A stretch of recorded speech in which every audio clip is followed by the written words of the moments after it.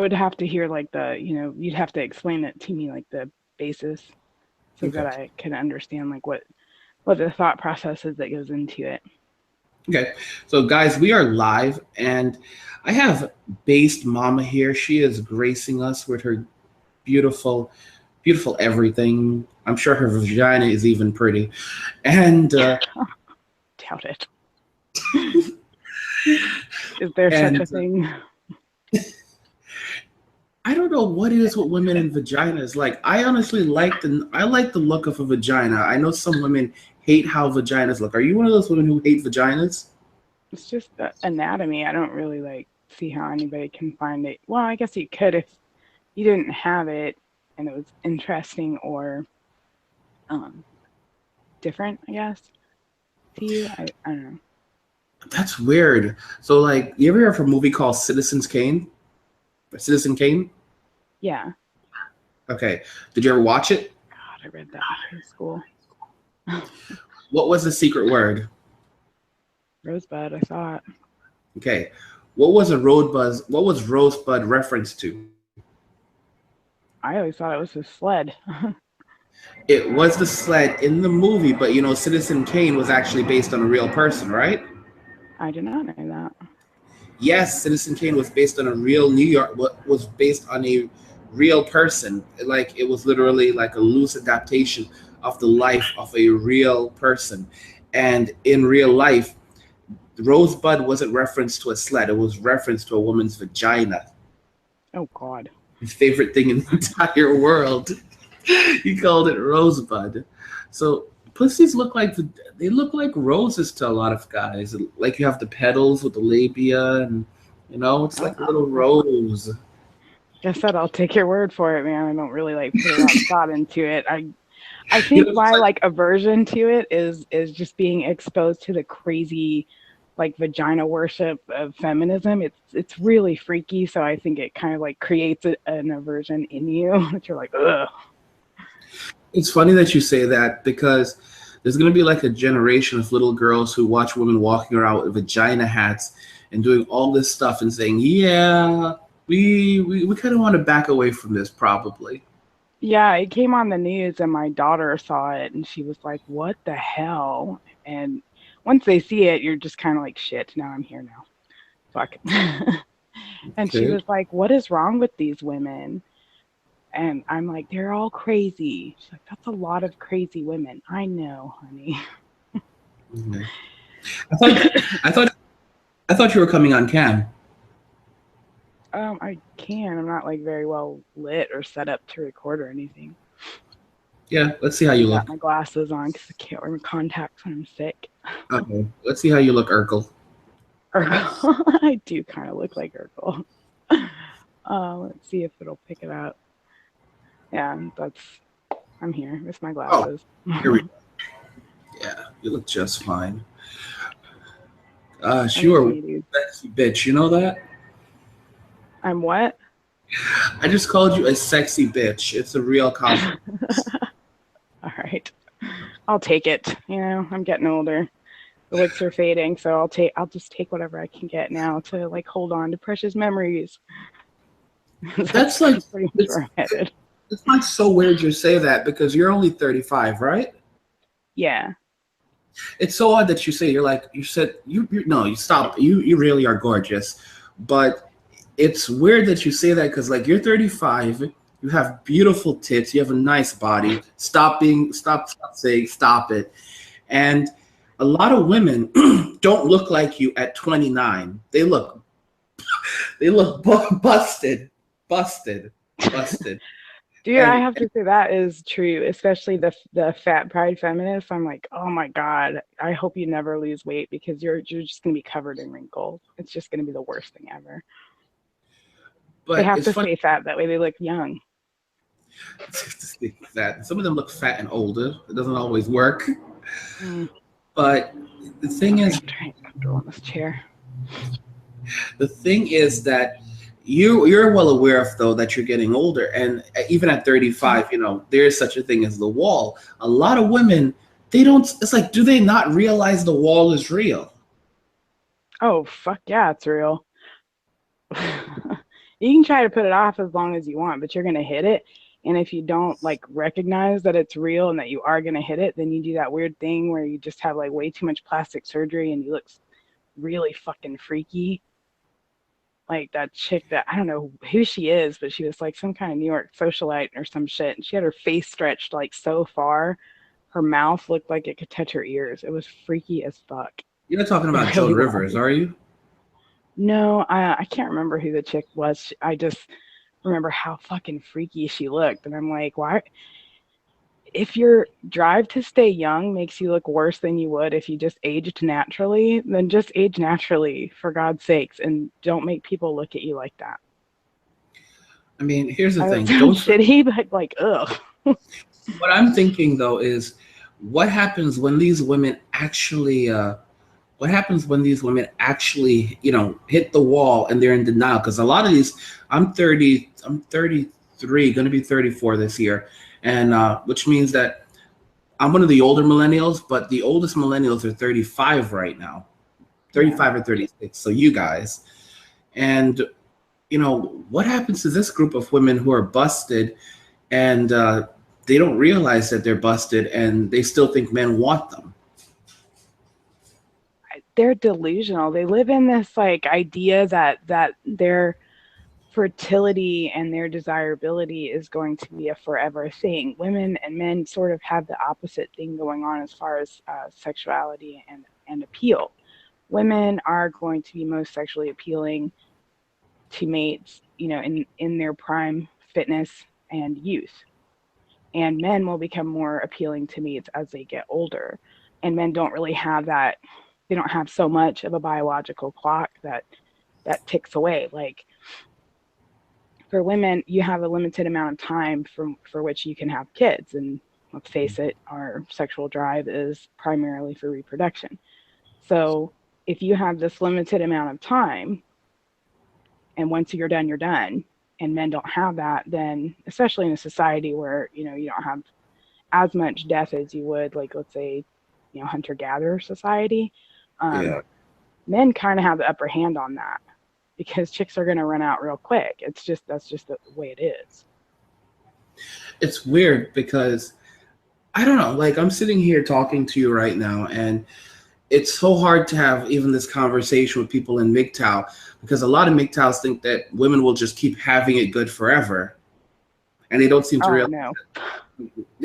that men are the gatherers. Even in the modern age, men are the gatherers, and women can't work forever. It's not going to last.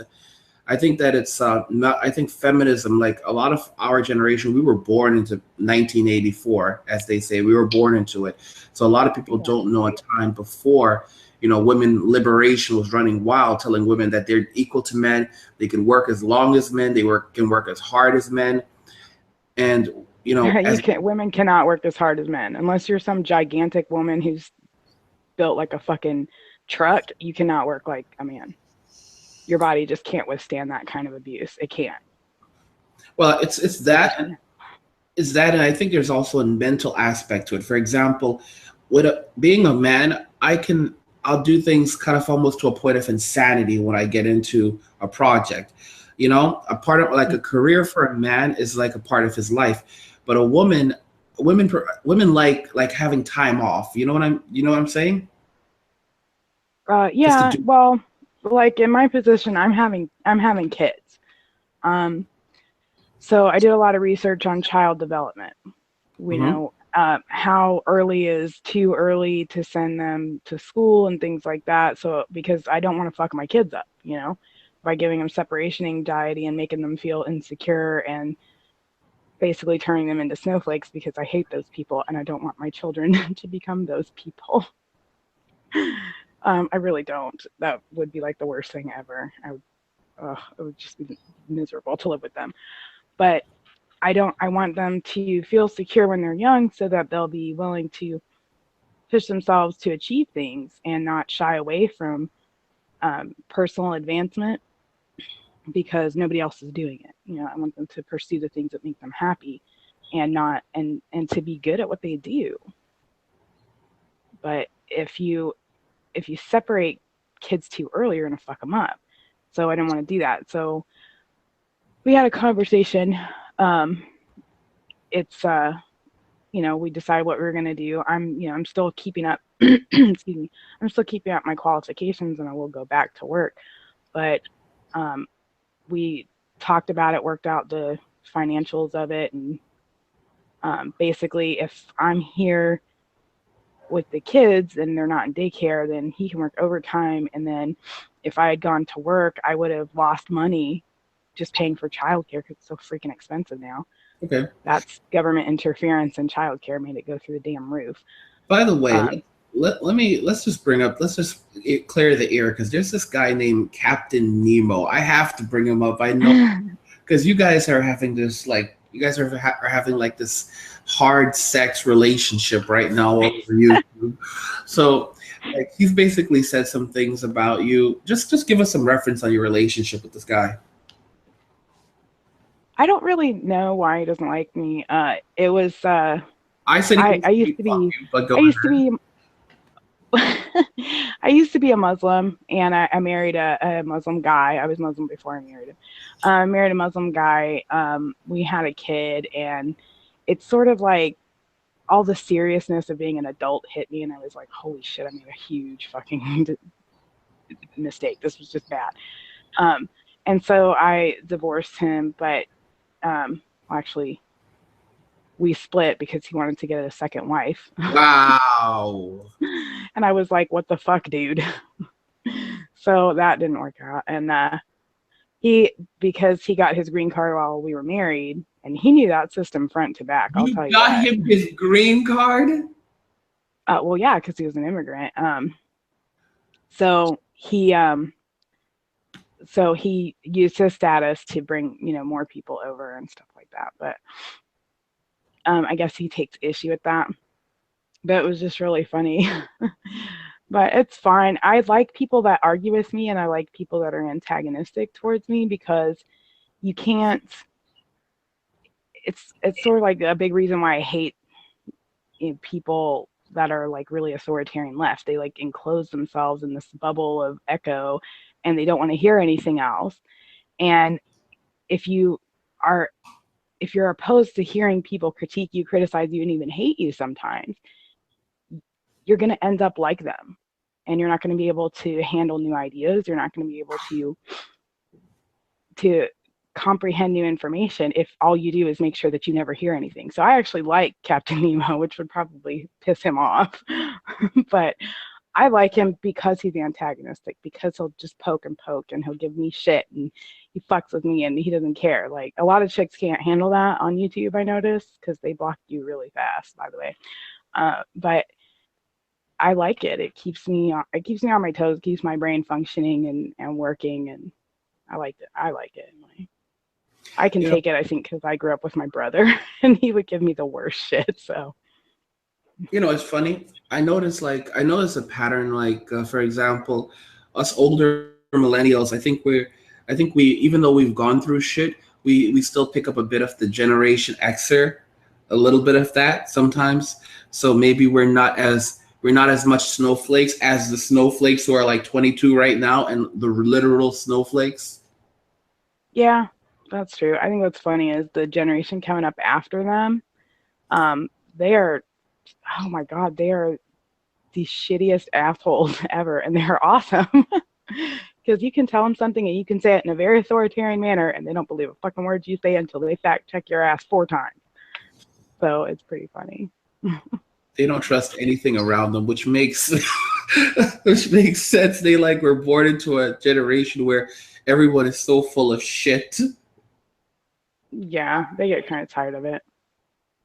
Um, So but you so have to explain this to me. The idea, she will never love you. okay, I haven't heard this, so I'm kind of interested in I'm gonna get to it. I'm gonna get to it, the but there was concept.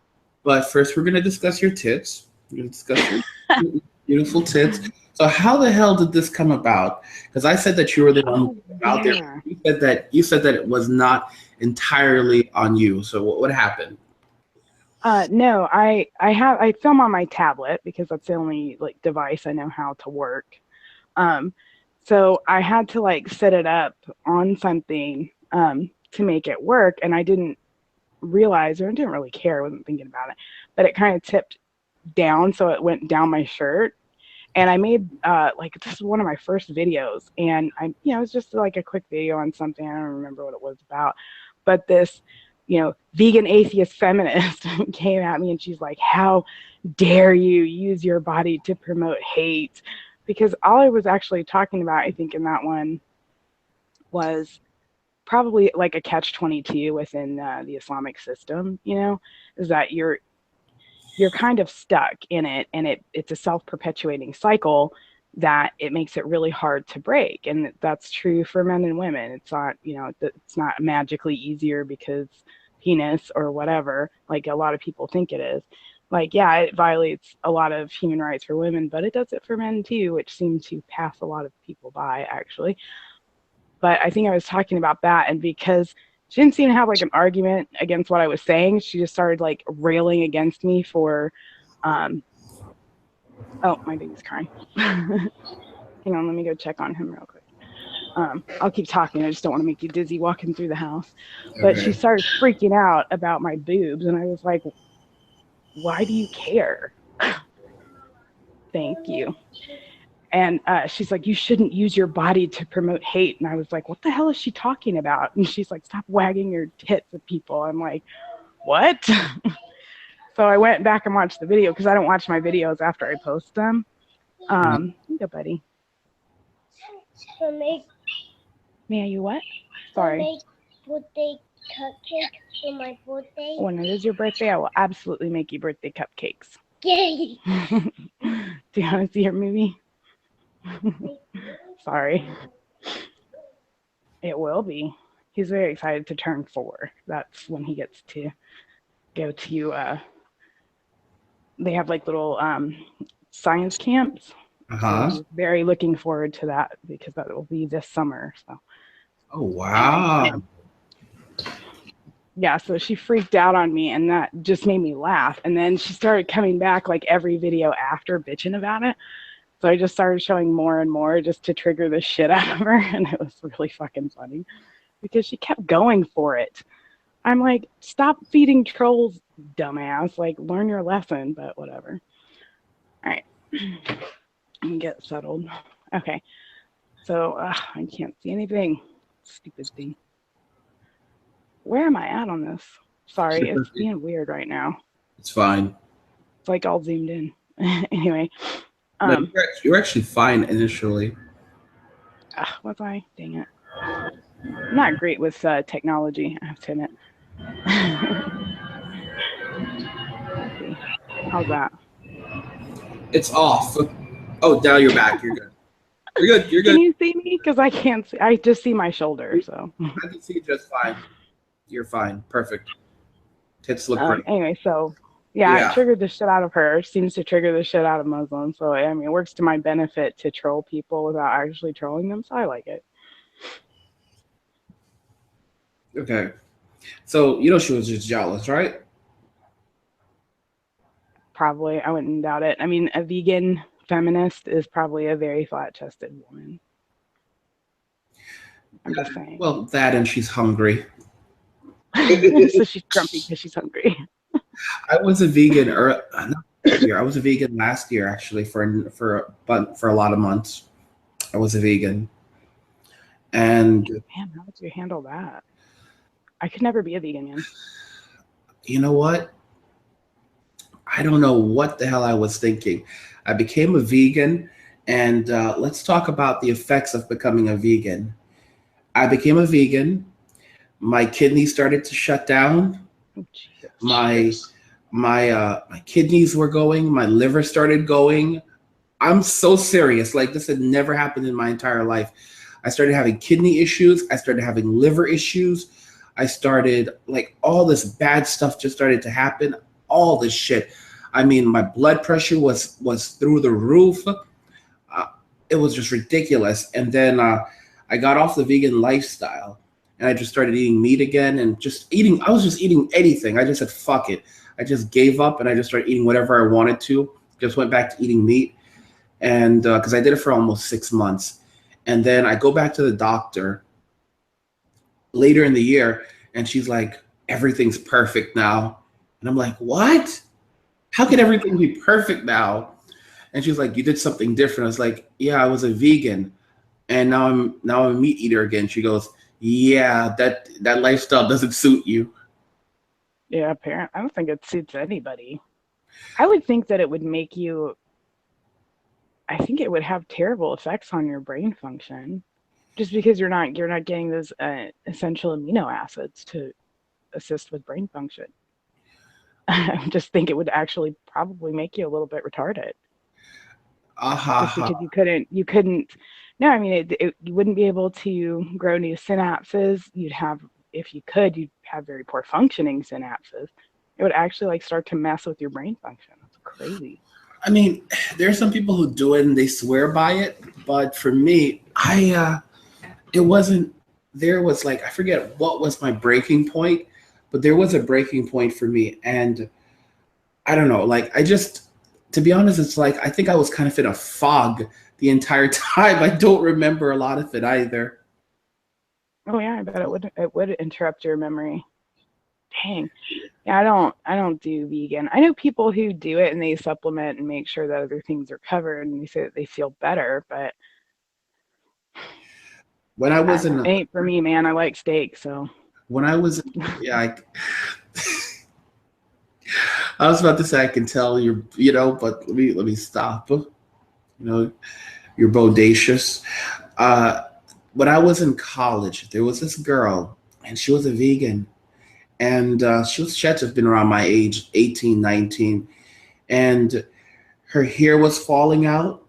She had like shut in eyes. She was always sick, and then she was trying to convince people to become vegans. I know it's like you look like you just walked out of Auschwitz. You want me to be that? No, I'm good, thank you. Oh my god, But it's they so do. They fucking. look so creepy. It's Oh my like god. they're disturbing to look at. And then they have this like crazy religion that goes with it, which makes it even funnier. So they're like, no, veganism is the way. Like, yeah, if it were the way, I think you'd probably like look healthy. Just saying. The guy who got me into vegan lifestyle. He was he was a guy I had known, and honestly, after I got out of it, I like I cut off all contact with him. I even like blocked him I blocked his number. I blocked him on my social media accounts. I like got because like honestly, I was afraid after I left. I just didn't want to speak to them anymore because like veganism it's a religion. And like I was like thinking, what is this person gonna say? Like, for leaving the cult of vegan. Yeah, that's really weird. I don't know. People like they have a thing and then they make like an ideology out of it, and it's just it doesn't have enough potency to be anything like that, but they'll do it anyway. That's one of the It's just problems. That's one of the problems that we run into in MGTOW. For example, MGTOW is just it's just like a basic, it is an ideology, but it's not a movement, or it's a philosophy. And it's just essentially like, MGTOW started out like this. The first wave of MGTOW, this is so horrible. The first wave of MGTOW, hence we do sound a little like feminism. The first wave of MGTOW started around 2000, and the first wave of MGTOW actually did not say anything about not having relationships with women. In fact, the very first MGTOWs weren't even talking about not getting married. You can get married back then. It was essentially just learning red pill knowledge, and essentially that she will never love you because she can't love you, and she's biologically predispositioned not to love you. And it was learning how to like turn the tables on women. That was the first stage of MGTOW. The second wave of MGTOW was essentially, I don't need any woman. I don't need a woman. I don't need a baby. I can go my own way, do my own thing, and live my life to the fullest. By the way, for some reason, I do see a little bit of parallel between second wave feminism, which said you don't need a man to be happy. You can go out and earn your own money, and a baby is oppression, or an accessory, and yeah, focus on yourself. Don't focus on. There's a parallel right there. I just realized there's a parallel between second wave second wave MGTOW and second wave feminism. So I'm wondering if their third wave MGTOW is going to be like an all out assault like like third wave feminism was, where basically MGTOWs essentially just bitch and moan about everything about women. Like it seems like that's where it's gonna go. Man, there's some dudes already doing that and been doing it for a while. It's like, okay, because you can't have a conversation with people that are like absolutely committed to their ideology. You just can't. Like, I can't. I guess, like you were saying, like we kind of kept that Generation X feeling that you can debate a topic without necessarily taking that on as like your personal belief system. And You know, that's something the next generation doesn't seem to be able to do. don't get me wrong though, because we all got stuck. You went through. I'm sure you went through your feminist phase. I went through my. You went through your feminist phase, so you did get a taste of that, and I went through my indoctrination phase. It just didn't stick for either of us. Yeah. Well, I'm sure if you're a guy, like I have to ask, if you're a guy and you're exposed to feminism in that way, because my brothers are much older than me. So by the time my mom got into college and decided that she was going to be her own woman and all that shit, they were already like basically adults. So they really didn't have much to say on it. They were just like, oh, it's a phase, it'll pass, nobody's that stupid, it won't stick, stuff like that. But it seems to, I mean, in some places it has, in some places it hasn't, sort of like a spaghetti at the wall thing. Um, but I don't I don't know what it's like to be a guy Hmm. raised by a feminist. That's got to be a completely fucking weird ass trippy experience. To be a guy raised by a feminist, you end up growing up really fucked up. And I've heard the same story over and over. A lot of guys who like went through what I went through, you don't get the support.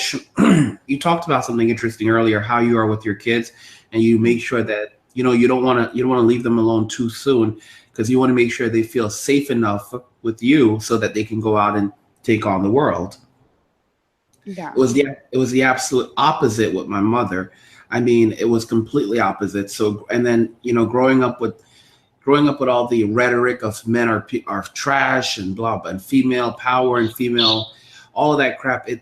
It screws with your head. It definitely That's screws with gotta your. fuck you up if you're a little boy and you're being told that basically if you have a penis you're evil. That's got to fuck you up.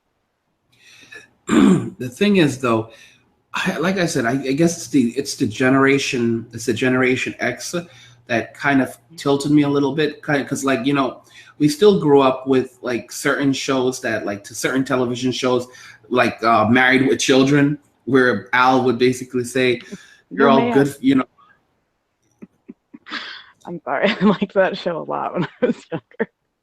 So, we got bits and pieces of that. We got bits and pieces of Red Pill, of what was really happening. So I think like once I got away from my mother, I moved far away from her, like things helped, I just, nature took over, and I just kind of started seeing like, yeah, it's all bullshit, and, I don't know. Like I said, for a boy, it can really fuck you up, and it definitely does fuck you up.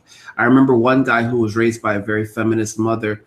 He wrote like this long post explaining that, he had to he became really passive aggressive eventually once he realized what had happened, and he had to go like study Buddhism for a bunch of years to find inner peace, like literally go live with the monks. Wow. Damn. Yeah. Like that's some hardcore fucking a dude up. Because I would just think it would be really fucked up because you're a little boy, so you automatically assume that all adult problems are somehow caused by you because that's your part of your childlike magical thinking. But then to be told that something you have no control over, your sex, You should consider getting into child. You should makes consider you getting. bad. You should consider getting into counseling or psychology. Honestly, you'd make lots of money. Uh, I was going to, but I can't. I can't. I don't have the patience to deal with people. I don't like. I just don't. Like I was going to, but I when you survey, I wanted to do marriage and family therapy. And when you survey your field and you basically just observe, I couldn't do it. I mean, there's so much arguing that you just want to take people by the head and smack their heads together until they decide that it's a good idea to get along, because they fight over stupid stuff. It makes no sense. 9 times out of 10, you have people that the problem could be solved very easily. They just don't want to bend. Nobody wants to be the first to break. And so it's just hard headedness. And I don't have patience for that. I would actually probably physically harm people. So I had to put up with that shit. Actually, you, like I said, you'd be really good. Ironic, like the best therapist I ever had was actually a woman. She was this old, just like this old lesbian. And she actually is the first person who taught me about female nature. She taught me about female nature, explained it to me, how, you know, what women are like. And I was like, wait a minute, what are you talking? She's the one who actually broke the whole feminist thing for me. She saved me from all of this. So I was going through all of this years ago, and I was like completely wrapped up with my mother. And I ended up, you know, I was having problems in life, real problems. And I went to see a specialist, and because I had amazing health insurance. And she basically realized that it was my mother. And she explained the whole feminist thing to me. And then she explained everything. And she explained female nature, and she figured out everything. And she's the one who had me. I ended up moving like 3,000 miles away from my mother after that. Which was probably very good for you. It was, okay, here's the thing. So like I have PTSD right now. And after I moved away from my mother, like I moved away, and initially I was doing really well.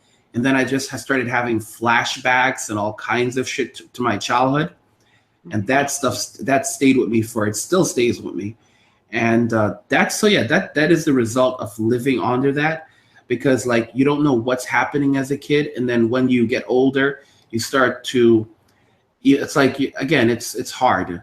You start to blame yourself and all kinds of shit. I will say that I would never wish it on my worst enemy. Maybe my very, very worst enemy, but I don't know. You're like, maybe for the person I hate the most. I think life has a weird way of giving it back to him in like kind of underhanded ways. You know what I mean? Like chicks who are like that, they always end up like really miserable or in really bad relationships, and of course they never realize it's their own doing, but they cry and all that shit, and you're just sort of like, well, that's the bed you made, now sleep in it. Kind of, that's what it is. I don't really feel sorry for chicks who put themselves in that position by being assholes. It's like, well, you were an asshole. What did you expect? What did you think?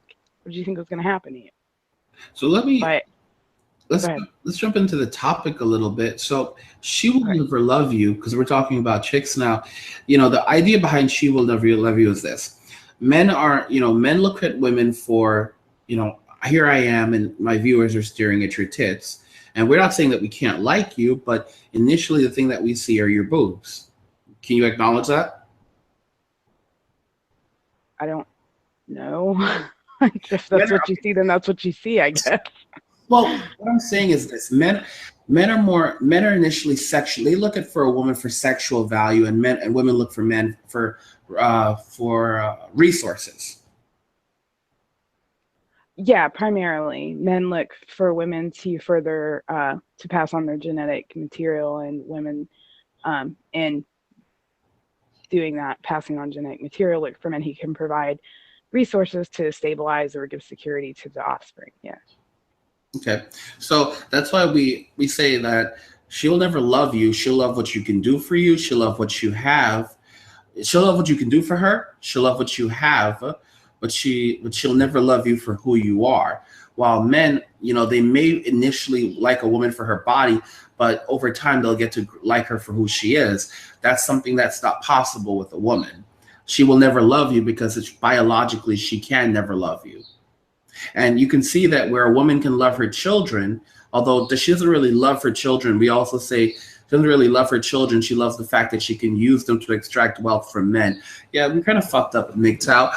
But, you know, when it comes to men, we say that she can never even love him in any way because she only sees him as a walking utility. What's your thoughts on that? Can a woman actually love a man? Like actually love him, truly love him, not what he can do for her, but actually love him as a person. Well, yeah, absolutely. But I kind of see where the idea that she couldn't would come in because oh, baby's going. I can understand where the idea that she couldn't would come in because, like I was saying, in the video that got this whole live stream thing going, I'm coming for him, baby. Thank you for coming to help your brother. Good man. You women in the past like 3 generations or so have never really been taught what to give back. So even if you have every good intention and you really, really feel like you love a guy, you don't really know how to do that properly. Like, so I believe that it is possible because I know my grandparents loved the shit out of each other and neither of them really needed each other, but they were like best friends. You know, they talk and laugh and joke with each other. And, you know, my grandpa would give my grandma hell all the time. And, you know, they were friends. Like, wait a minute, Baze. So, you do realize you're saying that modern women don't know how to love men anymore or how to, is that what you're saying? Well, I'm not saying it's true of like every woman, but I'm saying like, hang on. Oh God.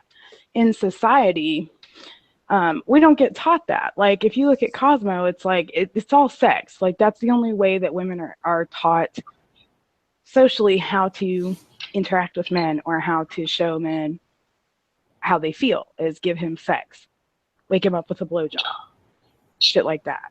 You know, like that's all good and fine, but that only goes so far. It's sort of like looks are going to fade, but women aren't taught for the most part. I mean, there are women who hold on to those because they get, you know, raised in more traditional backgrounds and stuff, but loyalty, honor, upholding your end of the deal, these are things that are pretty foreign to women these days.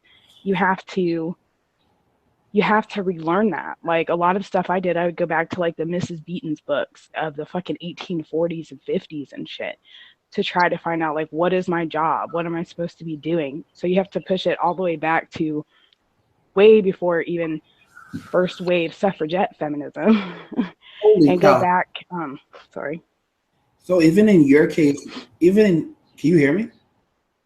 Yeah. Okay. I just knocked my earbud out. So even in your case, when you came out of your cunty ways, you did not know how to be a wife?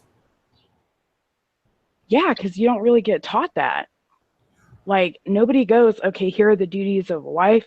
Here are the things that you need to do. This is the basic disposition you need to have. This is the attitude you need to have going in. Nobody tells you this stuff because the way that relationships are sold to women now is what you can get from that relationship. Don't you owe nothing to no one. You exist, therefore you're wonderful. And that's just not true. It can't be that way because then why would like men would, I think very intelligent men would not stay with some woman who is just sucking them dry just for the sex. They would eventually get tired of that and say, it's not worth it and just dump them, right? So why wouldn't they? But I think when you read the books on the do's and don'ts of wifing and stuff like that from about the mid 19th century, you start to understand that you had a duty. Like, yeah, your husband went out and made the money, but it was your duty at home to make sure he kept as much of it as he could. So you were frugal. You didn't waste money. You found as many ways as you could to make sure that he was not inconvenienced in any way when he came back from work.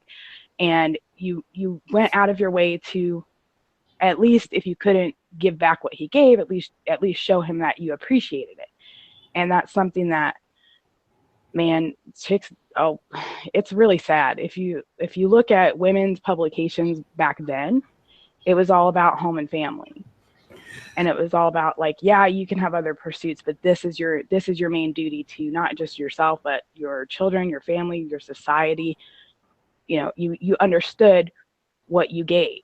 And now that's been flipped over on its head. So it doesn't really surprise me that chicks go into relationships not really knowing what to do. Okay, here's something that I gotta say. When that shit hits the fan and we know what's happening, and women, first they're gonna bitch and moan when they lose all their Section 8. I know you're dancing and doing a jig over there. But when they lose all their shit and the government won't take care of them, they can't find work and they can't get a man, many of them are not going to know what to do. And they're not going to know how to appeal to men because, like you said, sex is, sex has just become very toxic at this point between men and women. It's just going to have a limited appeal. Exactly. And they're not going to know what to offer because they literally have nothing to offer. That's something that another YouTuber named Blonde in the Belly of the Beast, she actually said modern women have literally nothing to offer men these days.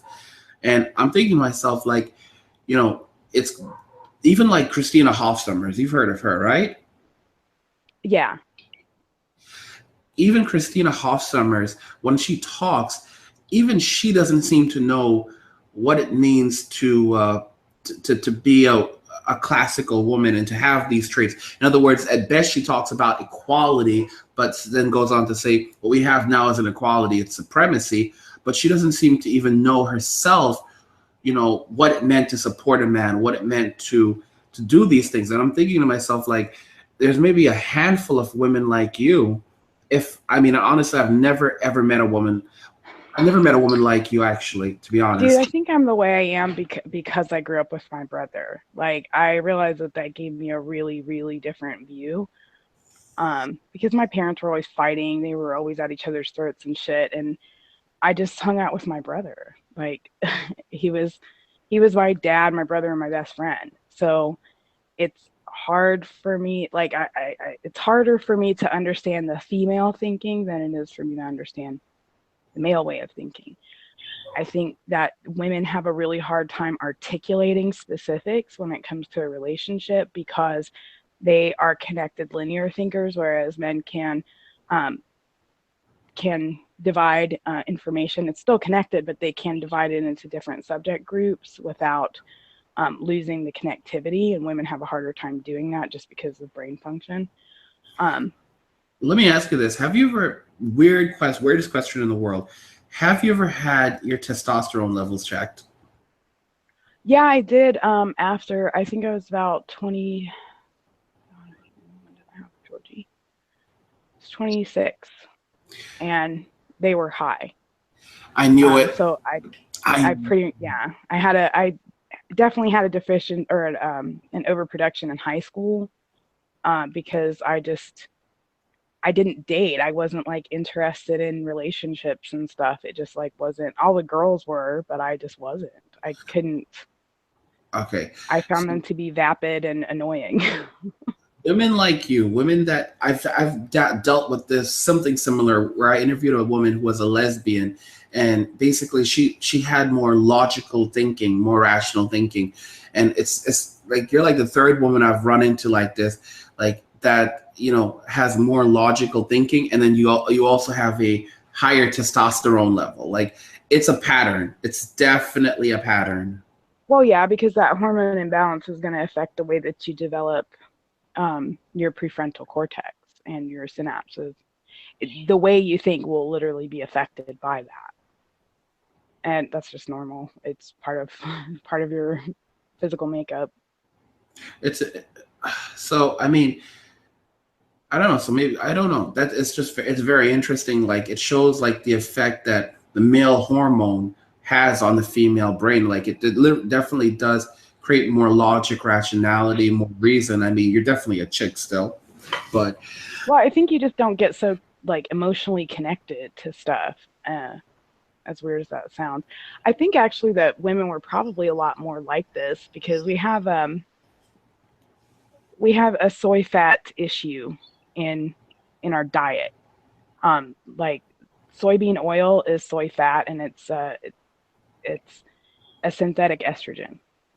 So if you didn't like, I grew up on a farm, So I never had a lot of processed foods at all. And I didn't really, I think, chips were like a huge thing, just a bag of chips. So I think I just didn't ever have that increased intake of estrogen But because my sisters are all basically like me too. They're not like super emotional thinkers cons. either. Okay, so it's interesting you say that, because when you look at modern society, we know that a lot of the foods, including the water, they say has estrogen in it, and Hmm. and well, they say the water has birth control, all kinds of shit.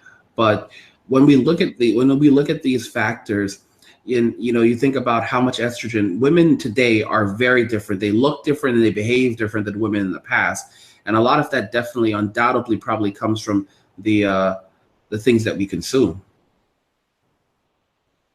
and heightened amounts of estrogen in our foods. I mean, if you look at the way men behave, men growing bitch tits, there's definitely a difference. Yeah, I would say I think there are. I know that this was something that was looked into. I didn't actually pay really close attention to it, but it was something that was looked into as a result of um, girls developing uh, at very young ages and boys not developing until later. There was like a disparity. Like boys weren't coming into pubescence until it was. I know. It was delayed, and I know. And then girls were coming into pubescence at like age 9, age 10, and that was an issue. But I think it's yeah. I mean, it could be the increased estrogen intake. I know that was something they looked into. I didn't actually follow it up, but while we're talking about it, It's funny. I'm sitting here hearing you with the baby, and you're probably thinking, oh shit, you guys are gonna get annoyed with the baby. But honestly, it's actually a relief for me. I actually feel good hearing, you dealing with the baby. I'm like, yeah, that's what she's supposed to be doing. Well, what else would I be doing? So like, this is what I've committed my life to. So this is my job. Honestly, I hope you keep talking, and I hope that your channel grows, and I hope that you actually, eventually, when shit hits the fan, it's possible a lot of women will have to turn to a woman like you and ask you, what do I do now? Because, like I said, there's no framework from even people like the old hardcore feminists, even the women who are saying feminism is not good anymore. Christina Hobson, they don't know what it means to be a wife. They don't know what it means to be a mother. They don't know what it means to be any of these things. And there is no framework. I mean, women like you will potentially have to teach other women these things. And honestly, I think it's going to be hard for them to let go of the ego and actually do these things. Because, I mean, if they've been eating caviar all these years, to actually have to settle for Yeah, roast beef. I was gonna say chicks like me are not gonna teach whiny bitchy chicks how to field dress Oh, deer. well, Like it's just not gonna happen. see, I've talked about this before, that you guys would walk over homeless women like when shit hits the fan.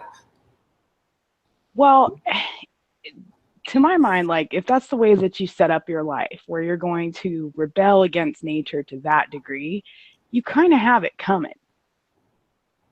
I mean, let's just be honest. If I go, I don't need no man, fuck men, and then I'm like a 68-year-old lady and I'm poor and end up, homeless, well, I kind of had that coming, didn't I? Because I set my life up to not have any support and any network of care. That was, okay, if that's the choice you made, then that's your problem to deal with. Like, I'm not going to feel sorry for you. Make better choices. I've always talked about it, that women aren't as sympathetic to each other as people think they are. Like, Oh, men are more no. sympathetic to women. Yes. Well, because women's primary focus is stability for their offspring. So if some other woman is a threat to that, she will absolutely kill that chick. Like she will not put up with that for a second, because that's a threat to her offspring, and she ain't gonna have it. I mean, if she's a good mom. But we're kind of getting trained out of that. Women, like, of, these, like I said, it's been like at least 3 generations of chicks who are taught not to give back, So they have kids, they get married and they have kids, and then they shuffle off these kids to other people to take care of. And then the kids are all fucked up because they've been ripped basically out of their natural position, and they're stuck with these people that they don't know, that don't have any kind of vested interest in their well-being for the future, and they're going to learn their colors and their shapes from some stranger. I mean, that's farming out care of your children has never turned out well. Like, God, what's his name? Shit. Ernest Hemingway. He was very, very, very fucked up by his mother because it was the parenting fashion of his mother's generation to basically hand your kids to a nurse or a nanny and just walk away. And children were meant to be seen and never heard and all that shit. And that fucked up a lot of them. Because why wouldn't it? You're completely disrupting the natural process of reproduction, the care and keeping of offspring, when these are things that are imperative to our perpetuation of the species, but you're flipping it on its head by any disruption is an adulteration. Whoa. So whether it's having more than one partner involved in the marriage, having a nosy bitchy mother-in-law, or farming your kids out to somebody else to take care of, it's still a disruption. It still fucks you up. It will fuck up your kids, which I don't know. Now I think of it, I think that that's probably something that women miss a lot, is that they will make choices that will, the consequences of which will fall entirely upon the children. And they don't think about that. You know what I mean? And it creates problems. Like if you are in a position where you have to farm out care for your kids, and you have to make sure that you supplement time with your kids, that you're there, that you're spending time, that you're engaged with them, because that is going, sending your kids away to be taken care of, that is going to scare them. It is unnatural, whether you like it or not. It's terrifying for children to be alone, and they essentially are, because you're dumping them off with a bunch of kids they don't know and some lady or guy they don't know to be taken care of. I'll tell you a story. So one of the reasons why I'm so fucked up, when I was a little kid, I was the oldest, and I was constantly home alone. This was something that was frightening to me. As a little kid, my mother would always leave, and my youngest brother, I had a brother who was 2 years younger than me, but he was like ADD, and there was someone that always took care of him. So I was always by myself, and it's something that I grew up with. Like I grew up spending a lot of time by myself, and I would be literally as a 5-year-old, I'd be home by myself, and I would be so frightened just being alone all this time, and it would get dark, and I would just literally hide and sit in my bed, just with the cover over my head, thinking, oh my God, what's gonna happen? And I would just sit in the dark for hours, waiting for my mother to eventually come home at midnight. Your fucking mom left you home alone at 5? Oh man, yes. Holy I grew up with that's against how the law, Mama. Murder is against the law. Okay. Mama murder. I don't know. It's funny, being far away from my mother. After I moved far away, and I started realizing all the crazy things that happened and how fucked up she was, and the fact that I didn't get what I needed when I was a little kid, and I felt abandoned. I called her so many times, threatening to kill her. I was honestly so serious. There were times where I wanted to get on a plane, fly back to New York, kill her, and then do my jail time. I'll sacrifice it. Hi, Bubs. But I have very strong feelings about bad mothers. Let's put it like that. It's funny because I had a shitty father. I had a father who was crap. And the funny thing is, despite all the horrible things he did, I just never really cared. It didn't affect me as badly as it could have. It's the fact that I just didn't get the love that I needed from my mother, and that's what you see in MGTOW. You see a lot of guys who have mommy issues because they grew up with these feminist mothers, and these mothers they didn't even know how to love their children. Yeah. Well, because like I said, I think it's because we don't, our onus of responsibility has been basically evaporated. We don't know. I mean, we don't get taught this stuff. We don't know. You can try to find out. Like, that's kind of where I am. And I feel really, I'm gonna girl bitch for a while, but I feel really stripped away from a big part of my humanity as a woman for being taught that I didn't owe anybody anything. That makes you, it just completely undercuts everything that you are, to be told to throw away nature and to observe this honestly incredibly unnatural dynamic. And you're going to want to revert to the natural dynamic. That's why you have chicks, that were raised by feminists. Like, there's 5 girls in my family raised by feminists. She wanted us all to be career women, and we all became stay-at-home moms. And then, when our kids were grown up and all that stuff, went back to school or went back to work part-time or whatever, because I think it bothers her a lot that she didn't like her life as a stay-at-home mom. And like I said before, she went through some shit, and she was a really good mom for a while. Once she went to college and she started getting, told that she was oppressed by being a mother, I think that was the first time it ever occurred to her that somehow she was oppressed in her position. Like, she never viewed having a family like that before. And then she takes like a women's history class or some shit, and then all of a sudden she's oppressed. Like, what the hell?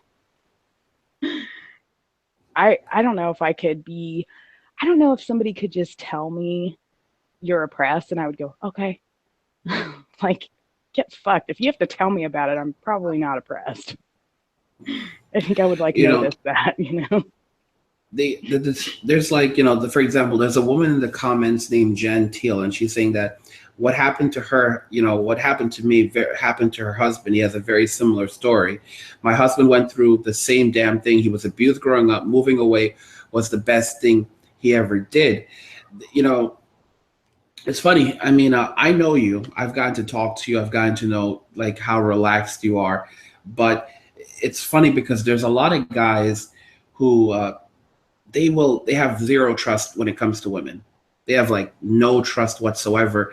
And the appeal of, even trusting or believing a woman can be rational or have anything to offer them, they're so removed from this that it's like it's a certain level of narcissism now. Part of it is literally, I think, where you just don't like women, or part of a little bit of it some of it may be outright hatred, but there's such a gap that men don't really see women as having anything to offer them, and they don't see them having the capacity to love them. So basically, expressing love is something that women don't know how to do anymore, based on your analysis, because they were never taught how to do it. Yeah, I mean, that's why, I don't know, I feel like feminism failed women. I mean, it fucks dudes over hardcore in ways that I can't understand because I'm not a guy. But from a woman's perspective of trying to like just have a family and what I would consider to be natural or normal, there's like no resources for that. You have no support system. Everybody fucking works, like, I'm the only stay-at-home mom in like 3 blocks. They all at least work part-time. I'm like, what are you getting out of that? You're missing time with your kids. My grandmother told me, take lots of pictures and pay attention, because the days are long but the years are short. Your kids are going to be grown before you know it. And she was right. I mean, I've got a daughter who's going to be 16 this year, and it's just like, Jesus, where did all that time go? And my son's going into puberty. Like, holy shit, or you think of your kids as babies, and that time just, it goes really fast. I can't imagine giving that up, you Your know, son's to, going. Your son's going into puberty. How old is he? he's 11.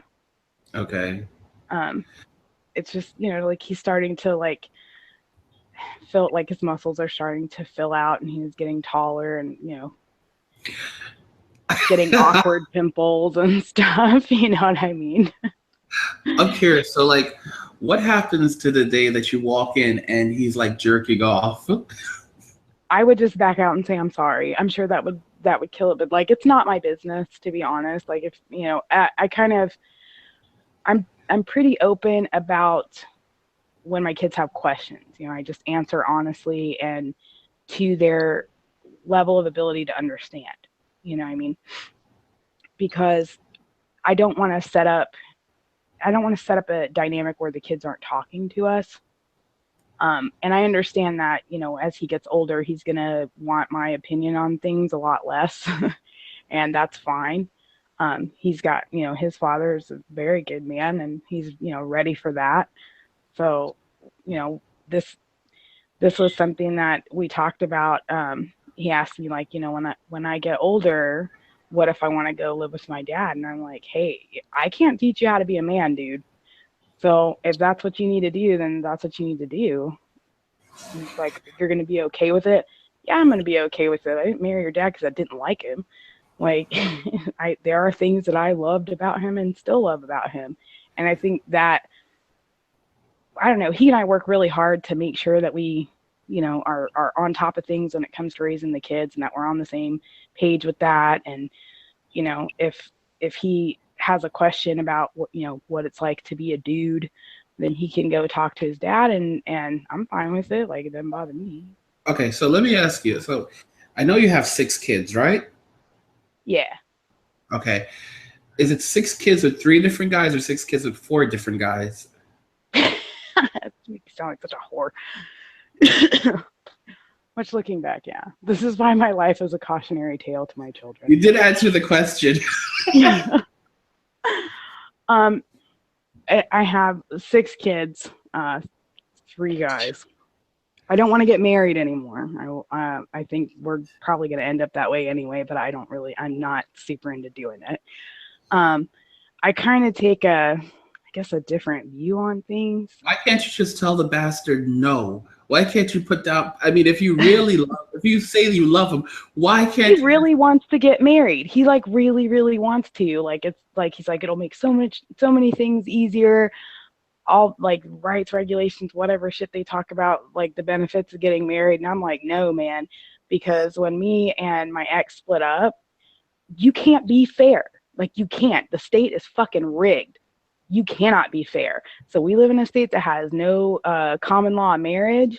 We live in a state that has separate property. I'm like, that's cool, man. I am fine with that. I do not need, no. Because he's like, well, nothing's going to happen. We're in our 30s. It's not like this is, you know, new information or we're young kids or something, right? And that sounds like a good fart, dude. What? My baby's over here farting like a dude. It's funny. Oh. Anyway, it's just I don't like the way he got shafted by the state. No matter how fair you try to be, I just don't want to. I don't want to do that again. Even, you know, no matter what, I don't want to do that again.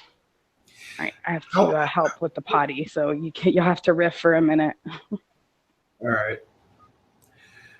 Okay, so base mama is basically she's gonna go help her son take a poop. But I mean, guys, I know, like I see like some of you like hitting the dislike button in the video, and I'm thinking to myself, you know, we have the notion that all women are like that, but here you have a woman acknowledging what female nature is, talking about how women have behaved in society, talking about how women have affected society and disparities between men and women. So it's really easy to say, like, this is the point where I'm going with MGTOW, where we're starting to get into the echo chamber where it's literally every single woman on the planet. We cannot learn anything from a woman. We cannot have open dialogue with women. I know that many of us have suffered, and guys, I've suffered as bad as, if you know where I'm coming from, you know how badly I've suffered when it comes to women. But at the same time, to say that it's impossible. She's breaking it down and pointing out the fact that women don't know how to offer anything to men these days. And I'm thinking to myself that, there you have it. Why women are like this. Are you done with the potty Yeah, base? sorry. I had to look at his poop. It was big. He wanted me to know. So I'm like, okay then. Wow. I'm like, all right. Kids In are weird. fairness, it was pretty huge. So good man. Kids are Anyway, very. uh, what were we talking about? Sorry, I had to jump off. So I mean, you just brought up poop, so now I'm just imagining like a green blob. But we were talking, he's like, I did this. I'm like, that's congratulations, man. that's like so manly. It is. He's a cool kid. I like him a lot. He's got a really good personality, so he's fun to hang out with. We were talking. We were talking about. See, you like totally disrupted the conversation. I'm going to shame you a I'm little sorry. But we were talking about divorce and we were talking about marriage, and you were telling me about your I was gonna say your ex, or your current guy, your to be ex. My fiance. That's as far as I'll take it. I think that is a sufficient level of commitment. How old is he? He's the same age as me, and he was married and divorced before. Also, I'll get into Some guys that. never seem to learn. You I don't need to learned get that into public it. threats will get you into a lot of trouble, so I just won't. I'm not going to comment on her, but we can move on to our situation now. I got married when I was 18. The Your day first after I marriage. turned 18. Yeah, I had zero fucking business getting married, by the way, because I didn't understand the seriousness of it. I looked at it more like, oh, it's just like going steady or being like super serious boyfriend and girlfriend. I was a teenager. Didn't know what the fuck I You was sounded doing. I kind of shouldn't have been dumb. there. You Yeah, sounded and then dumb. like, yeah, I was dumb. But I I had my daughter a year later. He moved this chick into the house, and I was like, what the fuck? And he's like, what's your problem with it? Because I didn't realize that was something he was gonna do because it was sold to me like, nobody does that anymore, that they don't have more than one wife, blah blah blah. And looking back on it, I'm kind of like, what crazy ass dude is like, yes, I'll have more than one wife? That seems like a very good idea. Like, you have to be crazy. Wait, so he was in a relationship with you, and he was obviously fucking this other woman as well, right? I didn't see that happen. It was just that now she lived in my house. How the hell does something like that happen? Because he's Muslim, so he can do that. And I was like, what the fuck? How So long? I was really pissed. How long did that arrangement last? They're married. They're still together. But I was What? like, look, if that's your thing, you go right on ahead and do that. I'm not going to be doing that. Thank you. How long did you stick around? I got married when I was 18, had her when I was 19, and we split when she was 3 months old. So you were living with this other woman for like 2 years?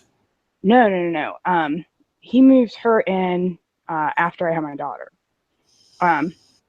So I was like, you know what? Nope, I'm out. Fuck you. Like, that's it. Nope, can't do it. But like I said, the funny thing to me was like, what man, like, seriously think about trying to deal with 2, 3, or 4, or that crazy dude in Colorado or wherever the fuck he is with like 7 wives. Like, what kind of fucking idiot are you that you're like, yes, let's have 7 women who are all going to sync up on their cycles and they're all going to be bitches all at the same time? Are you crazy? Like, what's wrong with your head that you think that is a good idea? I know that's not a good idea, and I'm a chick. I would never do it. I would never do it.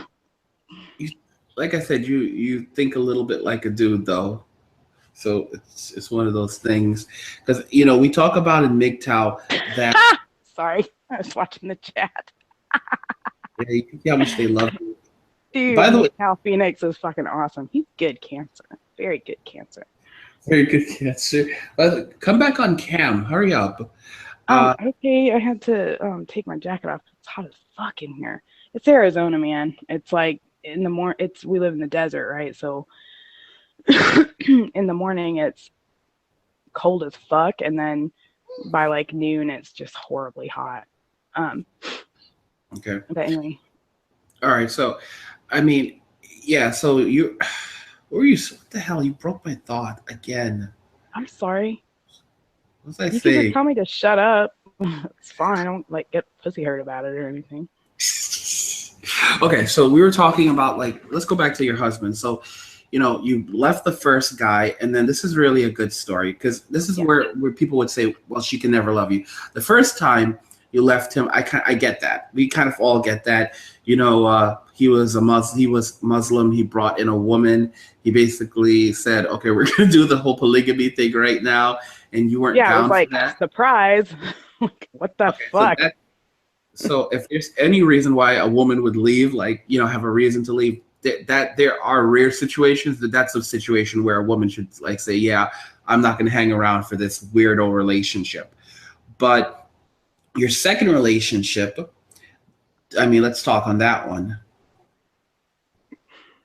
Yeah. I moved out to Arizona. I started going to college, or finishing up college. I moved out of my mom's house when I was 15. And I started going to college. I think it was like 16 or 17. And then I came out to Arizona to start going to school here, and I met uh, my now ex, and we got married. It was 2000. Oh shit! See, I hate when your timelines are fucked up. It's 22, so it would have been 2003. We got married, and we were married for 11 years. It just kind of didn't really work out. Like, we don't dislike each other. We still talk to each other. I love his wife. She's the sweetest. She's literally the sweetest girl ever. She's very excited. She's gonna have her first baby, so she's super psyched, and she's just adorable. She just really is adorable. But But it like, didn't. I'm glad that he's happy. Like, it just wasn't gonna work for us, and that was kind of it. How did it? We have How did it fall apart? What actually happened? um I think it was that he would say I was too much like a dude. Really? Yeah. Like, he really liked romantic comedies, and I like transporter level of romance is about as much as I can take in a movie. I'm not into that. Like, it's not my thing. I'm not into romantic comedies. I find them to be very tedious, and they're always the same. Like, every one of them is the same. It's just boring to watch. Like, I don't know. And he would really get into it, and he really liked it. I was just kind of like, whatever, okay. And I would watch stuff with him, but then I would want to watch stuff like Guardians of the Galaxy or Wolverine, stuff like that, because I'm a dork. And he wasn't into that. So we started to realize that the things that we appreciated were very divergent. And maybe we were just kind of going different directions. And Was he an effeminate male? I wouldn't say that. He was raised by a single mom. Ah, And she was, a liberated woman or whatever. I'm like, Um, say no more. yeah. So it was kind of like he didn't know where he stood as a man, and didn't I wasn't like fitting what he expected or what he wanted, because I wasn't like his mom. I think that's what he was looking for. It was like his mom. And after, like, we split up, and he actually started going to therapy and stuff, and like he met his wife, and she's a very, very sweet feminine woman. But I think that he married me because I was kind of reminiscent of his mother, and like that I didn't take shit off of people, and I wasn't afraid to speak my mind, and etc. But I think that, oh, I'm coming, baby. I think that he realized that that's not really what he was looking for. And I can't really blame him for that if that's not going to make him happy. Like, I don't want to be the reason that he's unhappy. So we split, and, we split the kids 50-50, until the school system made us not do that anymore. Because fucking school system. I used to homeschool my kids, so it didn't really matter. They just take it with them.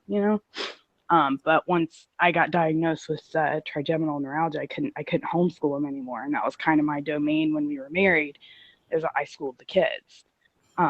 So I'm not really like where I can do that. Some days I can't move. I can't like turn my head to the side, stuff like that. So it just came to a point where I couldn't do it anymore. And he was cool about it. So the kids stay with me most of the time, and then when they have school breaks and stuff, they go to his house for the entirety of the school break. And so who actually said we should get a divorce? He did. Wow. Yeah, he was like, you know, he was like, I just think we're growing apart, and we're just not there for each other anymore. And he had a fair point. So, you know, it's like, I don't know. I think people want there to be animosity or they want drama or something, but that's just not how we ever were. Like when we would have a fight, we would sit down and actually like sit down at the table, have coffee, and work it out, like right there. That was it. That was it. It wasn't, we didn't like scream and yell and throw shit. That wasn't our way. Like we never did that. Baby. You know, I think that it's unfortunate, but there's a lot of guys who are also sold like the whole romantic comedy thing, and they expect that that's how it's going to be in a relationship. And I don't know. You know, as a guy, I honestly don't like the whole. I don't like that whole thing. I rather watch Guardians of the Galaxy. Way better story, man. It is. What? You know, you I don't want to see that shit. Boy meets girl. Girl challenges boy. Boy falls in love with obnoxious, argumentative girl anyway. Like, that's the fucking story every time. Like, sorry, but if she was really like that long term, he'd fucking dump her because she'd be annoying and he'd get tired of it. You know, what I really hate about those love stories is like now that I'm older, I think to myself, wait, so she puts them through all this shit at the beginning, but then they finally come together at the end, and now they're gonna have a wonderful relationship. And I'm thinking, she was a bitch before you ended up with her. You think she's suddenly gonna stop being a bitch now? Like, yeah, exactly. Like she's the worst kind of person, and somehow that's like the goal. Why? I know, I'm gonna get you a snack. Hang on, buddy. But I mean, it just shows like how society works, where it tells a guy, well, if you put up with just enough of her shit, you'll eventually get a great wife. That doesn't make any sense. Yeah, sorry, I've got little Einsteins going now because I'm getting him a snack. But yeah, I mean, you can be a personable person, but like that old adage of like marry your best friend, that's true. Like if she can't really be your best friend and like stick shit out with you through thick and thin, don't. Like that's my suggestion. Just don't. It's funny because like a lot of people do that, like, you know, from high school, like they'd meet a girl in high school, they'd meet in high school, they would get to they'd actually, you know, learn how to get along with each other, their families knew each other, and then they would go off and get married. And it's like, it's funny when you watch like these really old couples, they love each other so much. Like, and I that's why it's weird for me seeing that, because like that's something that's always challenged the whole, you know, that she will never love you. Because I look at the really old women, like I'm not talking about the 65-year-olds. I'm talking about the 90-year-olds, and like they're married. You know, they go back to like the recession, to the Depression era. And there's just so much love between them, and they act like they're still high school sweethearts at 90. But like something like that in my generation is like, it's just like unimaginable. And I think like that goes back to what you were saying. Like back then, women actually knew what their purpose was. They knew that this is what they were supposed to offer. And it created balance in a relationship. It created balance in society, where modern day women, they don't really have anything to offer. They were never taught these things. In fact, these things were kind of like indoctrinated out of them with the whole "you're a powerful woman" rhetoric. So the question is really this, you know, so I mean, do you think is there any hope for modern day women in that sense? Can they unlearn these things. I mean, they've been like, if you're a 35-year-old narcissist, and then, shit hits the fan, these women aren't going to be changing their ways because, because they suddenly are sad about, because they suddenly regret their behavior. They're going to be changing their tactics because now they want to attract a man, but they still think that they're princesses and that they shouldn't have to give anything because and like you said, they won't know what to offer. Well, they need to get fucking realistic about shit. You have a limited time. Oh, I'm getting echo. Okay. Oh, that's still echo. Anyway, they have to realize that if, having kids is something they want to do, they have a really limited time to do that. And that dude has a really long fucking time to do that. So it's more like a challenge. Make yourself worth it. Like, one of the things that I tell my daughter, she's like, oh, I want, because she's a girl, whatever, She goes, oh, I want a guy who's like this and that and this and that. And I'm like, well, then your ass better go on being the chick that dude wants to marry. And that was kind of a slap in the face for her. And I told her, like, look at my fucking life, man. Okay? My life is the fucking product of this bullshit that you're eating right now. Get it out, okay? Don't fucking do that shit.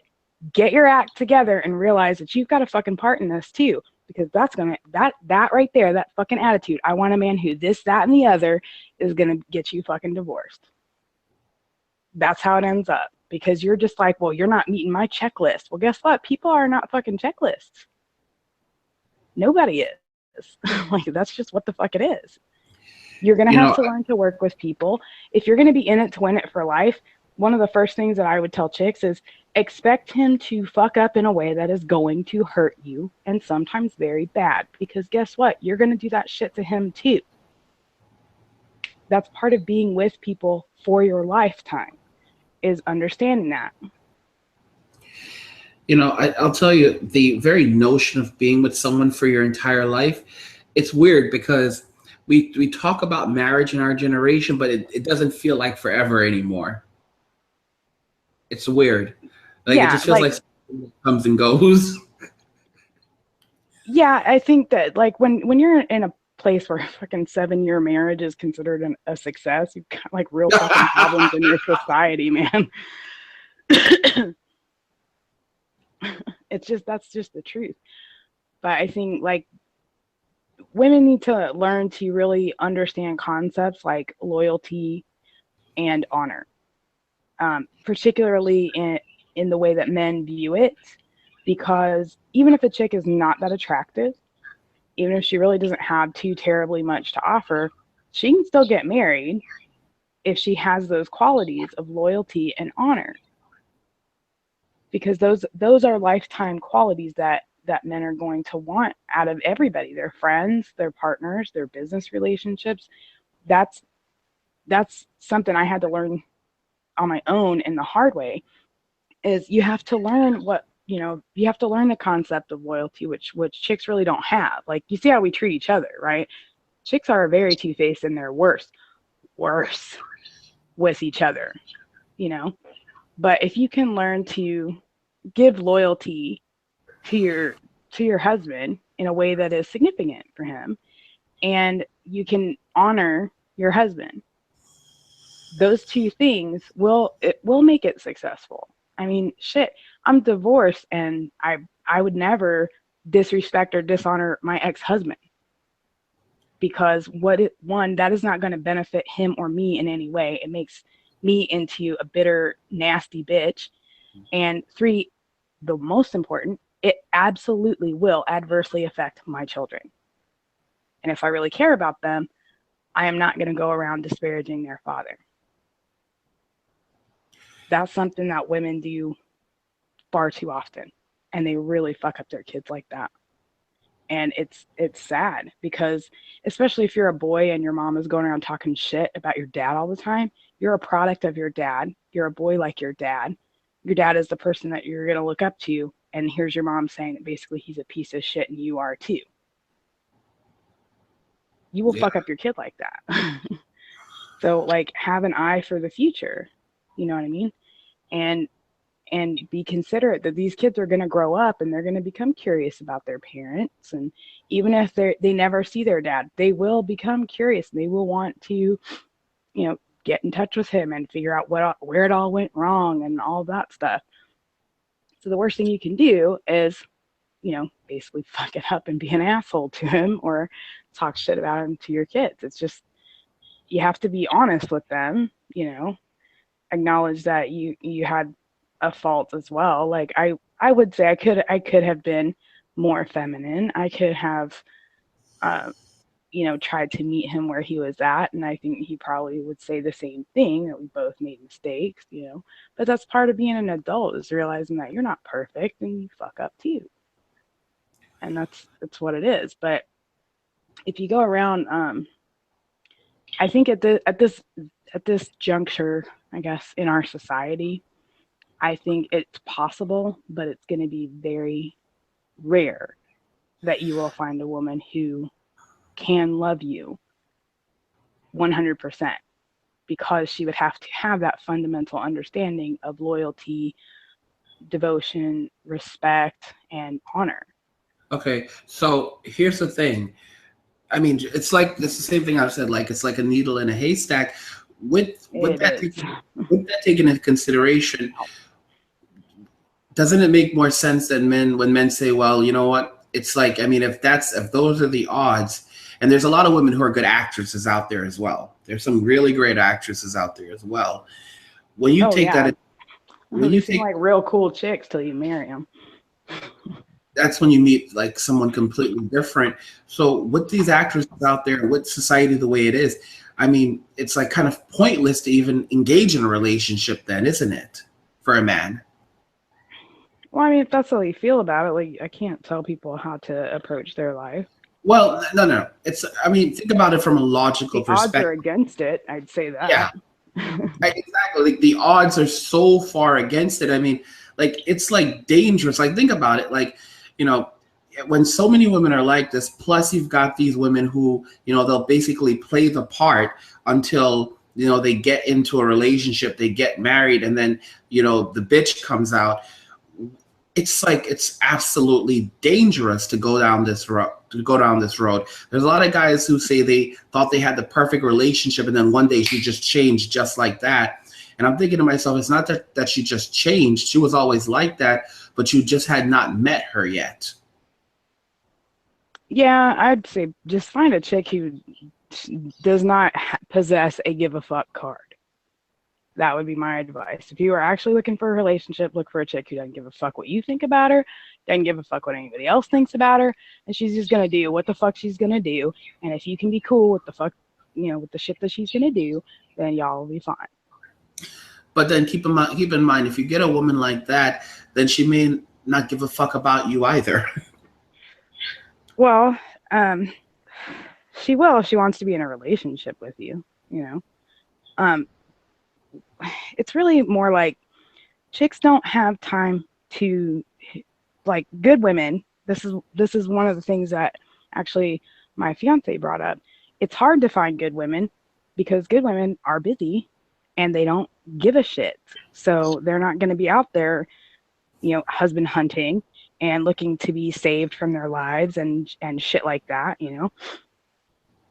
They're busy. They're fucking working and doing shit and going to school.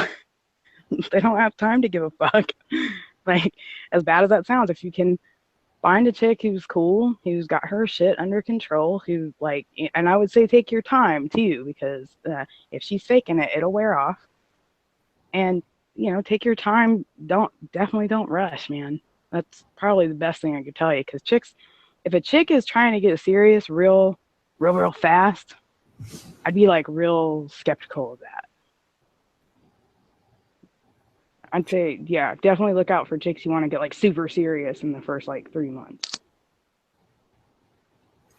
So, I mean, you've kind of validated my point in this video, that she will never love you, because it's on it's less likely that you'll find a woman who has the qualities to love you, that has the characteristics, has to know how to love a man in modern day society. So it's not impossible.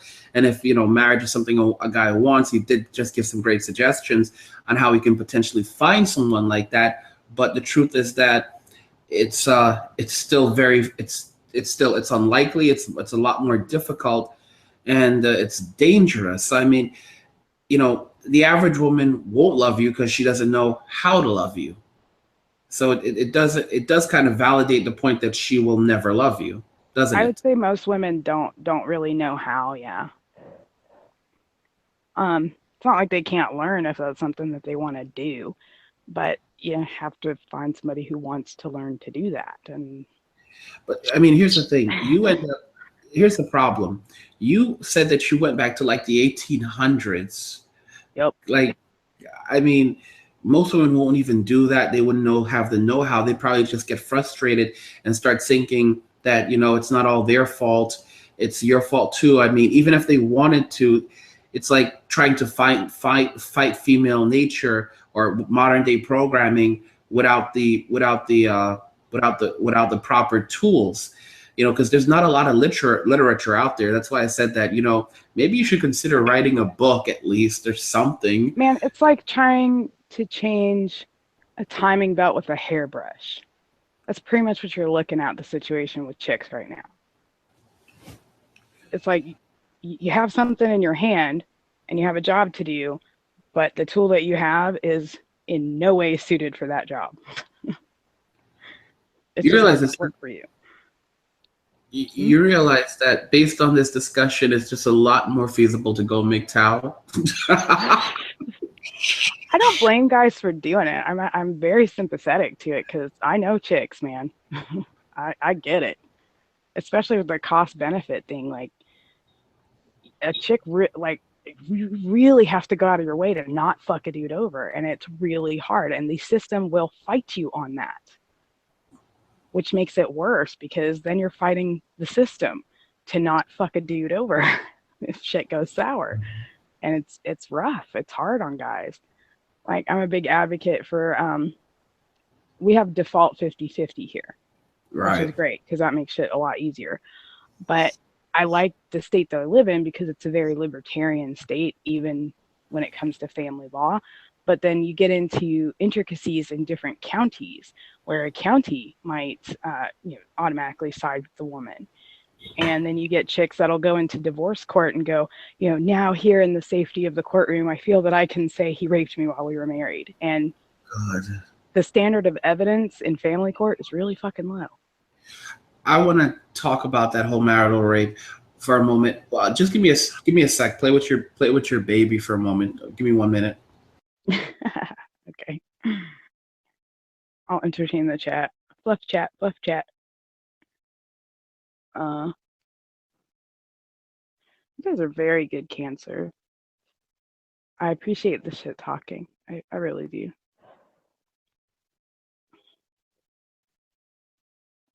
I'm not a queen. I'm the mother of the emperor. I'm just another plebe. Sorry. Hey, Jen. Hey, Zero Fucks. He needs a wrench, yo.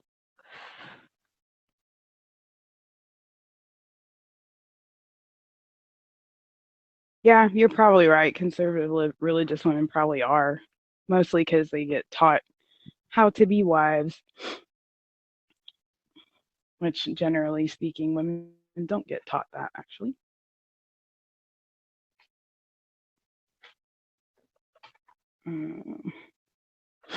Sorry, I'm scrolling up. I love that you guys are fighting in the chat, just so you know. Makes me happy. I actually met some chicks who were like traditionalist Catholics. They seem to have that shit going on. I studied what of Islam I was given by the imam when I started looking into it. So this was mid 90s, so there wasn't like a lot of access to the internet. And then when there was a lot of access to the internet, they were like, don't go on the internet, you'll get possessed by a demon. So of course I went on the internet because I'm not retarded. You're a little retarded. You're a little retarded. Okay, like just a little bit. only in the memory section, dude. Give me a break. So you touched on marital rape, and I've always thought marital rape is like one of the worst conceptions by mankind. Like, like marital rape. Okay, I think like the very topic of rape is like, marital rape, raping your wife. What do you think? Well, okay, you have two different schools of thought on this, I would say. You have the feminist theory that any sex that the woman wasn't totally pleased with is automatically rape. And then you have the legal aspect. Like if you were genuinely raped, you can usually prove that through physical evidence. There will be like signs of struggle, and you should just go to the cops. Like if you've been raped, you've been raped. Like rape, but like what I about said, if you can live tweet it, I'm not gonna believe you. But Sorry. what about, I mean, when you're married and a woman says she was raped by her husband? I mean, how does, you can't rape your wife. I'm of the opinion you can. I mean, forcible sex is forcible sex, but you can't go around saying, "Oh, my husband raped me," and just throw it out there like it's nothing. There is a standard of evidence that has to be observed when you're making a criminal allegation, and if you can't prove that evidence, sorry, that's what the fuck it is. But all right, so for example, you could say your husband assaulted you, like he fought, but again, like to say he raped you, it's like saying like, you haven't had sex a dozen times already. Yeah. Well, that's what makes it tricky, and that's why you have to by default rely on legal obligation. You have to be able to prove it, and that's what it is. If you can't, it sucks, but that's what it is. But I mean, okay, so for example, I'm a guy, and I wake up to if I'm in a relationship and I wake up to a blowjob in the morning, I'm happy with that, and I'm sure there's some guys who wake up to their wives riding them. Are they being raped? Society would automatically say no. So I mean, but they didn't consent to it, and sometimes they might even push her off and say, "Stop it, I don't want it right now." But that's not rape. But then if a man turns around and starts fucking his wife again, and that's how sex happens. When you're in a relationship with someone, sex is kind of normal. You just have sex with that person. Now, if they're like, stop, I don't want to do it, and you still keep going anyway, again, that's where like I still have to bring up the thing, like, did he hurt her? Maybe yes, but at the same time, should we constitute it as the same as should we constitute forced sex in marriage in the same way that we constitute forced sex between a boyfriend and a girlfriend or two strangers? Well, okay, if you're becoming sexual with someone and they say no, they've made a clear indication that they are not receptive to this activity. Therefore, under I guess it depends on the state. If you proceed, you're now guilty of, yeah, it would be rape. It doesn't matter if you're the chick or the guy. If somebody's going, no, fucking stop, and you just keep doing it, then you're clearly insane. You're clearly having sex with someone against their will. It's rape. But in marriage, would it still be called rape? I would still call it rape. Yeah. I mean, think about all the chicks who wake a dude up and he's like, no, I'm not into that. And she's like, but but you seem like you're into it. You're hard, right? That doesn't mean anything. That just means his body is responding to it. That doesn't mean that he's actually receptive to it. Yeah. Okay. Here's the thing about that. I get it, but then, a woman does it to a guy, nothing happens. I mean, there's no court. I don't think there's ever been a court in the world that's ever convicted a woman of raping her husband. I don't think it's ever happened. I don't know. I mean, it might have. It's certainly something you wouldn't hear much about, given the the way society is operating right now. I mean, the way I feel like is like if women have the privilege where they can do that and men basically just suck it up and say, well, I didn't want it at that time, but at the same time, like, there's also the notion that you're in a relationship with someone. So, there are going to be times when the guy might push a little too hard, but it doesn't mean that you see what I'm trying to say?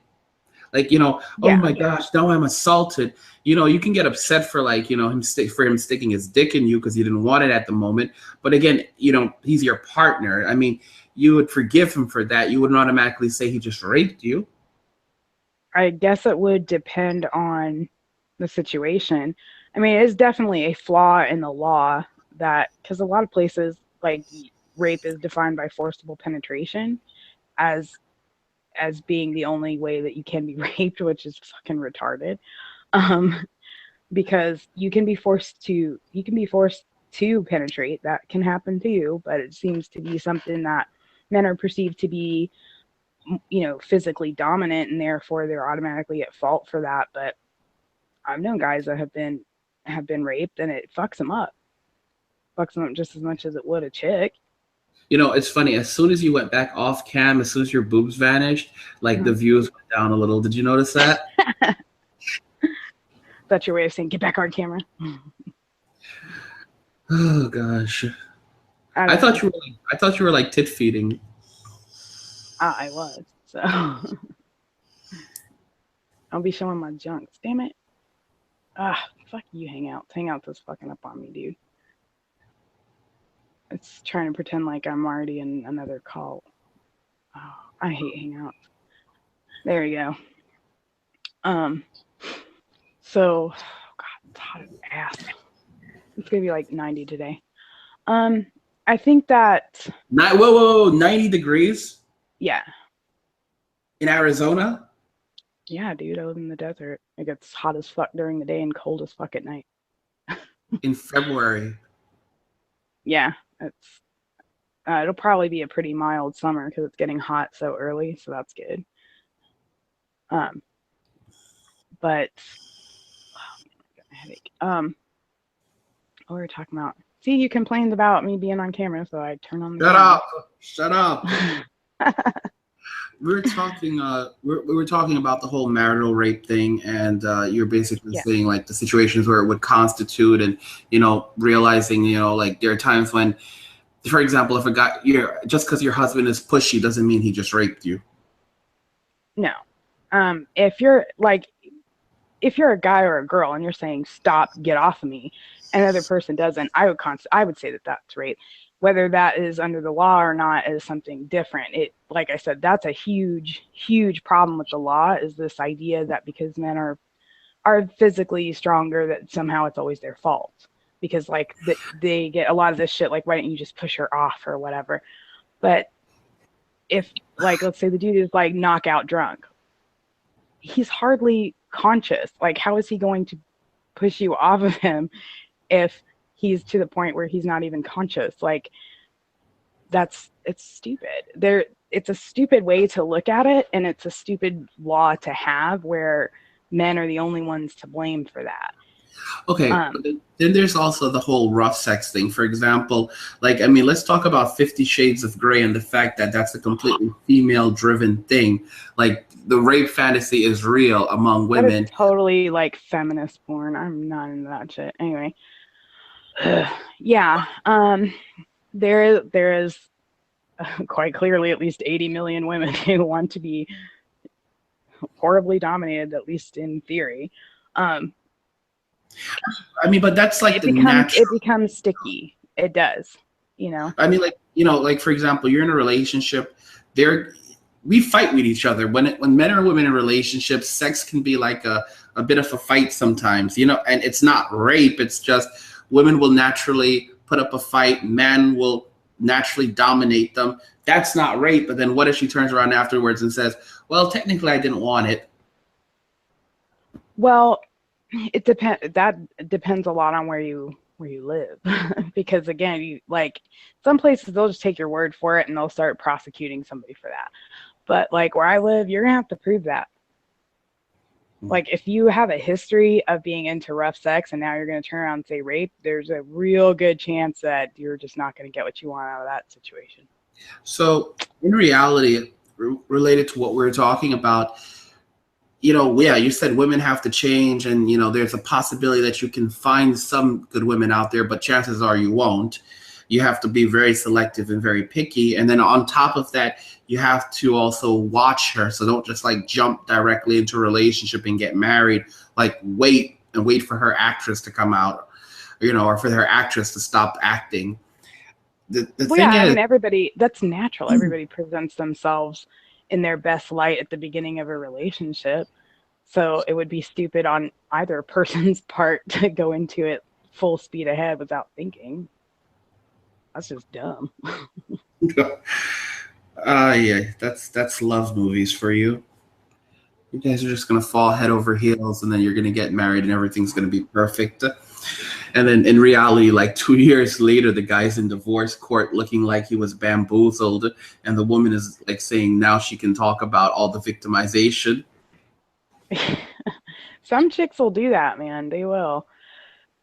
Like I said, when I was, when my ex and I split up and I was single mom in it, I like karaoke. Like, I love to go sing karaoke. It's fun, right? But then you start to realize that there's a lot of single moms there, and a lot of them are off their ass drunk.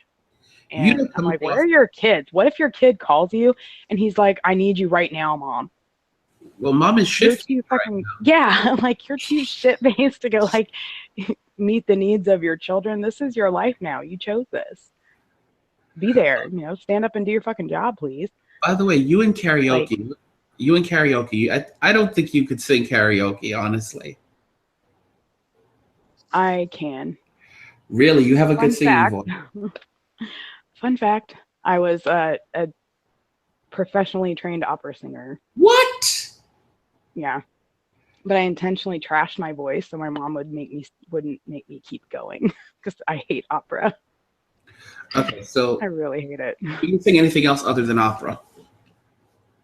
Yeah, like I said, I do karaoke. I'll try stuff. I mean, I'm not like great at it or whatever. But right, shut up. What song can you sing like decently well? Like I would sing like, God, my hair keeps getting caught in this earbud. I would sing like old standards, like stuff from the '60s, like the Shirelles and stuff like that. Just because I could. I wasn't really great at it or anything, but I enjoyed it. Can you sing do you know I'll Be There, Michael Jackson? No. Do you know any of those like old songs like that? Any of them? I don't really know. I mostly listened to like Led Zeppelin and shit when I was growing up, so Led Zeppelin. And nobody can do Robert Plant but Robert Plant, so we just need to like accept that. Okay, just sing something for us. Don't bitch about it. Just sing something. I want to prove the voice. Sing, man. I shredded my voice on purpose, dude. I started smoking when I was like 14. Yeah, so she could get off my ass about it. Yeah, but you can still obviously do something. You can't just say like, "Well, I did it on purpose," but I still do karaoke. Tell me some good karaoke songs you've actually sung. I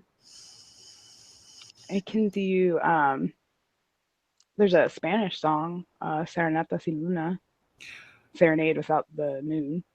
Go for Mr. Sandman. God, I can't sing that song. Are you crazy? Just do the Spanish one. Go for it. Give us a little sample. I remember the words. Ni hace falta que salga la luna para venir a entregarte mi amor. Ni hace falta que el cielo esté lindo. Oh shit, I can't remember the words. Sorry. Your voice is bad. Yeah, it is. I told you it was bad. I don't care. I like to sing because I like to sing, and when you're at karaoke, nobody cares anyway. So you're like that old fat dude who's gonna sing Soul Man and he's gonna rock that fucking place, and then you're gonna try to follow him. Get the fuck out of here with that. I love that dude. Dude, there's a guy here. Holy fuck. he's this old Indian dude. He runs one of the convenience stores down the street, and me and my fiance went to meet a friend of his. He's one of the original Z Boys of Dogtown, like the originals, and the dude's cool as fuck. So I went to go meet this guy, and I was like all excited because I'm a dork and I'm into that shit. And this little Indian dude, like he's the tiniest old man, and he's like, you know, dressed in like a button-up shirt and slacks and belt and all of that. And he stands up and he's saying "Rap God."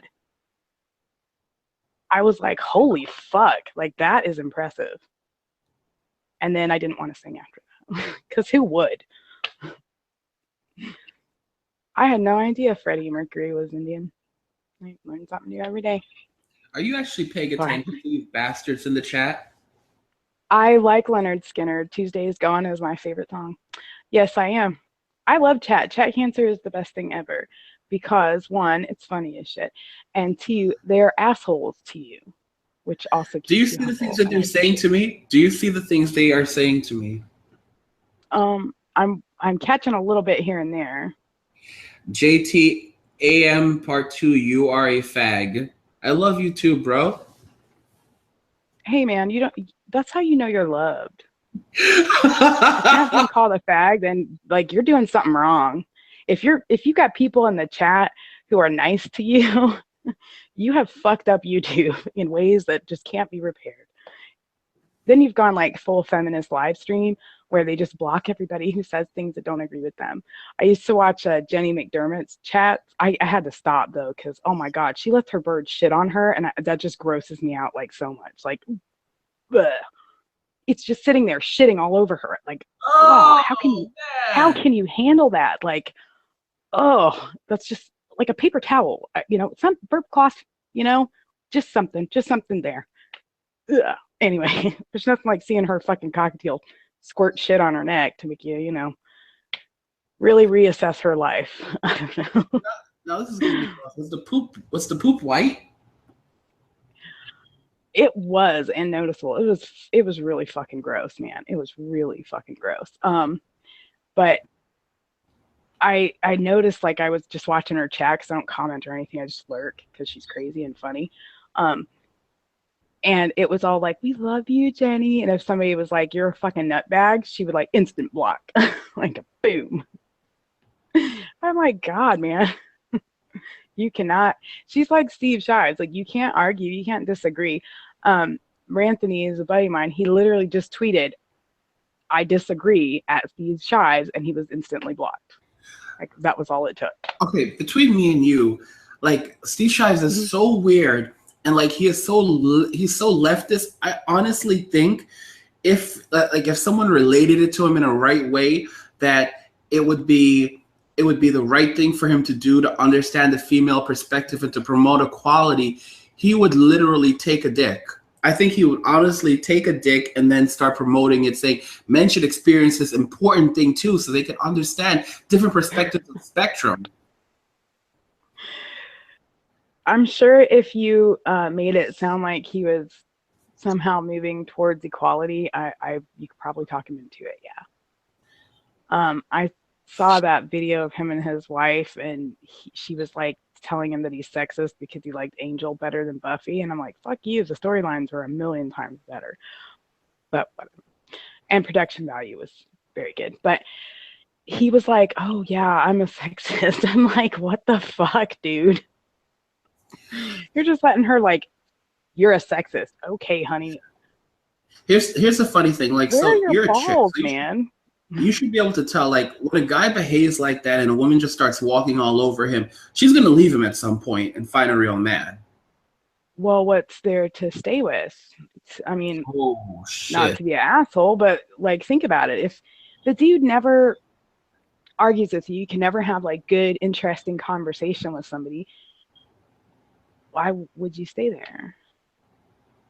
It just isn't, like, to me, it doesn't make sense. I wouldn't like my ex-husband as much as I do, and I definitely wouldn't like my fiance as much as I do if they just agreed with everything I said. That would be incredibly fucking boring and it would make my life miserable. and probably make theirs miserable too, because there's a lot of shit they're not saying just for the sake of agreeing with me. You know what I It's mean? like one thing, like when I grew up, and this is like how people like ended up coming across with me later on in life. I always ended up walking on eggshells around my mother. You ever hear the concept of walking on eggshells? Yeah. And I think like it's a horrible way of living, like because then like you get into relationships with people and you're constantly walking on eggshells around them. And the thing is, you expect, not only do you expect that you're walking on eggshells, but you expect that they're also supposed to like fall into the same thing that the bubble that they're putting you into. And when things go out of whack, it's like you become crazy. Like, wait a minute, I thought this is how normal relationships worked, where we basically kept the things we were actually thinking to ourselves. Yeah, I think dudes do that a lot, and I very much discourage that. Just be who the fuck you are. Like, I know that sounds so cliche, but it's true. Just be who you are, and if people don't like it, fuck them. Like, you're beholden to none, essentially. And if you get into a relationship with somebody, then yeah, I mean, talk to him in a respectful way that will keep the conversation going. But that's about it. I mean, don't not be yourself just because you're trying to make somebody happy. I mean, you say talk to them in a respectful way. I talk like, I mean, like I'm talking to you right now. I've called you a cunt maybe 3 times and told you to shut up a half a dozen times. That's my respect. Yeah, I don't care. But I mean, I think that's like how normal people who are comfortable with each other talk to each other. So, I mean, like it's when you say respectful, like there's a lot of people who like they say respectful as in, oh, you're supposed to be very careful what you say, be very, I don't like that in a relationship. I think that it's horrible when you can't. Well, I mean, like, don't just be like, shut the fuck up, you're an idiot, if you don't like what somebody says, especially if you're in a relationship. Because you're just shutting them down. What the fuck? Base mama, shut the fuck up, you're an idiot.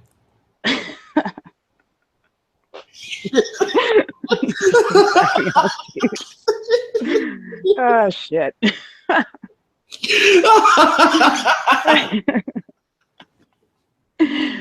You're such an asshole. I love you.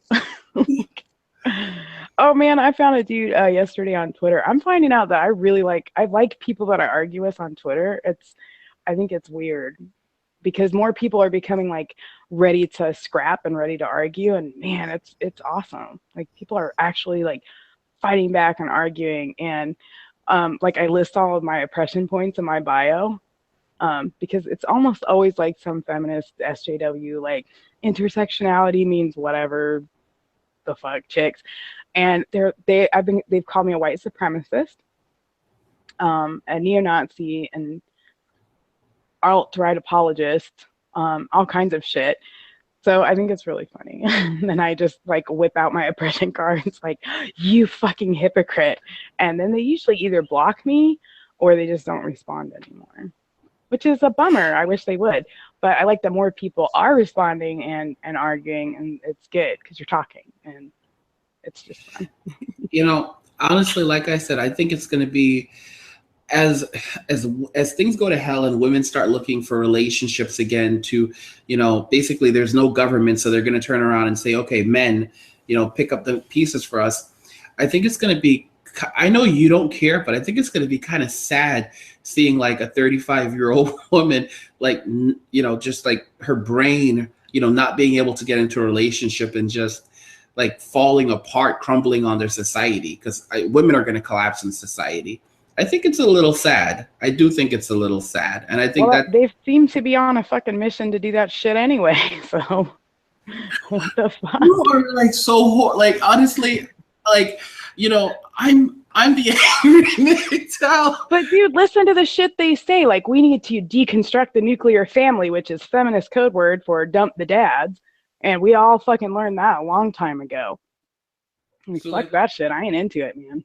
They can have it. Go ahead. Go live your fucking miserable life. I don't give a shit. So when they're like homeless women sitting outside of Walmart asking that they're hungry, you don't seem like the kind that's going to go inside and buy them something to eat. You know what? Here's the thing. I was thinking about that after we talked about it. I don't think that there will be that much homeless women, and I think it's because it it's a natural inclination of the human species to care for and protect women. So Mhm. I think they'll just build like a million homeless shelters and shit like that. Okay, I so think they would. my theory is that there's going to be FEMA camps. I've been saying it for a while. They're just going to have like FEMA camps filled with women. Well, I think if we had some kind of disaster, that yeah, they probably would be the first ones there. Well, you're saying they're just going to build a whole bunch of homeless shelters filled with Oh women. no, they would totally. They rely on the nanny state, man. They like. You ever listen to these chicks talk? Like they say shit like, "Well, if I get divorced, I don't have a job. I don't know what to do." And they're like, "Just go on welfare." Like that's the answer. Like, Okay, okay, that's but not a long-term solution. do you really will Trump even do this? Like, I'm scratching my head because like he's really shutting down a lot of things right now. Like he's already started like even like jobs like in the public sector. He froze hiring at all jobs in the public sector except for military, law enforcement, and infrastructure, which are jobs that typically men work in. All public jobs, which women typically deviate to, because women typically deviate to the public sector, you can no longer hire or fill vacant positions. So you can't create new positions. You can't Right. fill positions. So that's just like the start of his assault. And, Ben Carson, you know who Ben Carson is, right? Yeah. Ben Carson's fucking awesome, man. He's like really unsympathetic. Like he is like literally saying like he literally said the government shouldn't tell people where to live. He's like very much against integration, which was essentially taking, trying to push lower income people into help, higher income neighborhoods, when in reality it just created ghettos. Well, yeah, And because he's from Detroit, and they already tried that in the '60s, and it just went straight to fucking shit. You had white flight, you had brain drain, because you're moving maybe not the best elements into a richer environment. Like if they're naturally like they've just grown up stealing shit or whatever, and you move them to somewhere else, they have more shit to steal. They're just gonna keep stealing shit. You're not giving them an incentive to do better by just going, here's better things. Like you don't okay, respect things that you didn't earn. So but I I think mean, that's natural for most, really. but based when they take away Section 8, and he's saying he's taking it away, he's saying it's gone. He said Section 8 is gone. When Section 8 goes, I mean, probably it'll give them a few months left on it. I mean, it's going to be crazy shit. I don't know. It's going to be frightening, like seeing all these. I mean, women, they're not going to know what to do. First, they're going to try to find a man. They're going to try to use their vaginas to find a place to live. I have a bunch of videos where women, like, sleep around so they can sleep on a couch. But I mean, when they don't have options, it's going to be like, it's just not going to be pretty. I mean, yeah, even if they're living in shelters, you're like laughing your ass off over this. I'm not. I'm just thinking about trading the sex to sleep on a couch. Like, have a little dignity. Jesus. That's like drug addict shit right there. Let me tell you something. Hunger is a bitch, and freezing your ass off is a bitch. And I've seen it. Like a lot of women will do it, but I don't even think that option is going to be there for many of them. It's just going to be like so deplorable because it's going to like hit them all at one time. Food stamps, like there are people who live on food stamps for like 10 years, and there are more states that are now actually saying they're putting time limits on food stamps, like 6 months. And Trump is just going to do it at a federal level. The food stamps program, it currently costs $70 billion a year, over $70 billion a year. I Oh, researched this last year. shit. Right. And Oh my God. there are 44 million people on food stamps in a population of 310 million. So, I mean, this is going to be psychotic. No food stamps. I mean, like, because they'll probably say something like, okay, you get 6 months on food stamps and then it's gone. So even if they want to give someone time, like they give them a time limit, let's say Trump says, okay, well, everyone gets 6 months on food stamps. And here's what I'm going to do for you guys. Even though, since this is a brand new policy, I'm still going to give you another 6 months going forward. Those food stamps are going to run out. When the food stamps run out, and on top of it, no Section 8, and and there's no jobs in the government. There's no jobs to deviate to in the government sector because women typically deviate to public jobs. I Gotcha. mean, again, this is all happening now, and it's the thing is that we haven't felt his presidency yet because a lot of it hasn't come into effect yet, but it's going to happen over the next year. We're looking at the perfect storm. Like I'm saying, you didn't say that women are going to go live with men. Like you said, they're going to, there's always the thing to protect them. But even if they build these shelters, they're still homeless shelters. They're still homeless women. Oh, I think it depends on the woman, but I think that the majority, I think you're right. They'd start husband hunting real hardcore, man. But here's the thing. I've talked about this. You're a sucker if you go for a chick like that. Sorry. Here's the funny thing. While there are a lot of men vaginas who will still want to get married, don't forget that millennials, we have 20%, we're making 20% less on average than our parents were when they were our age, and we have 56% less wealth than they did when they were our age. In fact, they say that people who are 65 and older have 42% more wealth than the average millennial, which actually makes sense when you consider that the average millennial barely has $1,000 saved. So, I mean, shit, really? Yes. So that's what I'm like, man. This is why I'm saying. Sorry, like, my brother would have fucking horsewhipped me if I'd had $1,000 in savings. Like, Jesus, that's like, why even bother saving then? But I mean, if with all of these things, like it's going to be, I'm thinking this is going to be like something like Depression era. Like it's going to be like a Depression era for women when everything goes. Well, if he undercuts the welfare system, you're going to see a lot of chicks, like that crazy bitch with her 15 fucking kids and shit. They're, so I'm like,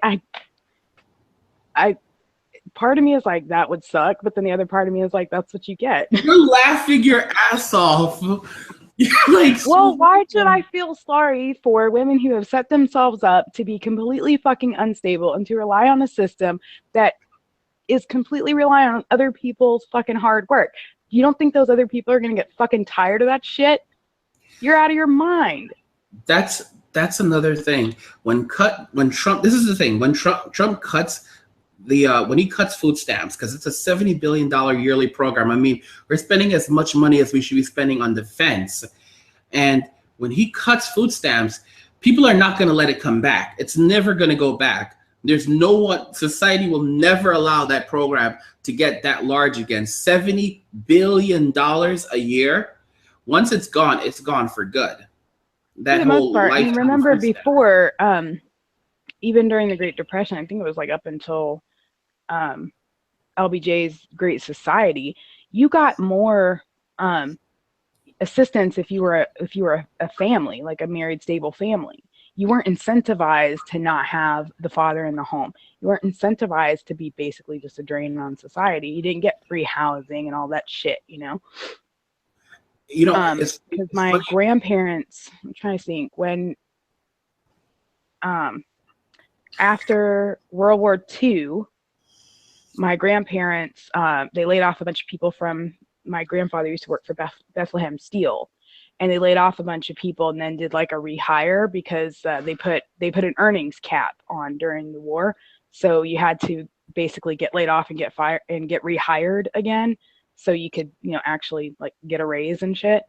But they had, it was like a food program or whatever, but you got more food if you were married than if you were like a single parent, because the assumption was that you had family to rely on as opposed to family to support. You see what I'm saying? So we incentivized being a single welfare mom. I mean, we incentivized welfare queens. That's how they came into being, because before it used to be really shameful for you to be in that position, and now we're like, whatever. It's funny because, as you mentioned, incentivizing it, one thing that they also did was allowing single people to file as heads of households. And I'm sure you've seen it, like these women getting like $10,000. People don't believe me when I say single mothers get like $10,000 in tax returns and they don't even work. And how? It's because of all the child credits. I mean, like for every kid, you get like $3,000. Yeah, but that's only up to the third kid. Up to the third I'm kid. just If you like, get how like the three, fuck are you getting 10 grand? Like, fucking there's shit. yeah, it happens. I've seen it. Like it happens frequently. But he's changing. He immediately said like they said immediately when he got in that they would be changing it so that single people can no longer fall as heads of households, meaning that you have to be married to fall as a head of a household. Doesn't mean single mothers can't do it anymore just because they have children. And a lot of mothers, a lot of single women, it's a form of wealth redistribution. It's obvious. It's a Yeah. form of distribution. But the thing is, they won't be getting that anymore. And it really feels like Trump is doing he's doing something like, in other words, it's going to be either, well, you go and you find yourself a man that can take care of you, or you have to be able to take care of yourself. The thing is, when shit hits the fan, there's a lot of men who are also going to be disenfranchised. I think women are going to be hurt more this time, but there's also going to be a lot of men who are disenfranchised, obviously. So even the men who want to get married, even the manginas that want to get married, they're not going to be able to get married. They're going to be too poor to get married. Not every guy who wants to get married is a mangina. If they were, they wouldn't be desirable. Or they'd only be desired by women who are fucking cunt. Well, you know what I mean. Again, like in modern society, there's a lot of guys. What the hell did you disappear again? Why do you keep on going? I didn't disappear. The baby's crying. I just don't want him to be loud. I know, honey. Come here, sweetheart. Oh. My kid's making fun of me. Jesus. I'm raising a bunch of assholes. I'm actually kind of proud of that. Anyway. That's good. That's actually pretty awesome. But the point I'm making is like, yeah, fine. So maybe not every man who gets married is a mangina, but a lot of manginas do want to get married. For example, in this economic climate, a lot of men who will get married, despite just how bad a woman behaves, are going to be manginas. So when shit hits the fan and women are looking for men again, the ones that they're going to start going for are the manginas, because as men of value, are saying, well, we don't want to marry, they're going to basically lower their expectations. And just to have a roof over their heads for themselves and their children, they'll happily jump into a relationship with a man who's just, happily just desperate to be in a relationship with a woman. But these same men are going to also have, there's going to be economic hardship for them.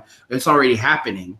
When I talk. Yeah, I mean, chicks in their like mid to late 30s, still single, have that cat or whatever, they do that all the time. They'll jump into a relationship with basically any dude with a job. But it's not going to happen this time around because, like I said, a lot of guys are not going to have the wealth to get married. So even the men who want to get married, a lot of them are not going to be able to financially afford it. So a lot of women are not going to find themselves able to get into a wealth relationship. They're not going to find themselves able to live off the government. And a lot of companies are cutting jobs now to the point where they're cutting, this is something that Trump's doing. He said that he's going to get women 12 weeks of paid maternity leave. So obviously that would only be for women who are working full time. The thing is that a lot of women don't come back to work after they take maternity leave. And do you see where I'm going with this? So companies are going to say, well, first off, if she takes maternity leave for 12 weeks, I'm going to have to find someone to actually do her job to make up for the time that she's gone. Plus I have to pay her. So I'm basically paying her while she's not here, and I'll have to get someone else to do her job for her. And then on top of it, if she doesn't come back after the maternity leave, then that becomes a severance package. Yeah, I think they should. I think you should have to decide what you're going to do before, barring extenuating circumstances, so your employer knows what the fuck they're going to do. Yeah, but that's not going to happen. Well, like I was working and stuff, and then when we decided to have the baby, it was like I just told my boss, like, I'm going to be doing this for a long time, so you're probably going to have to hire somebody else. I'll stay as long as I can, because I'm not an asshole.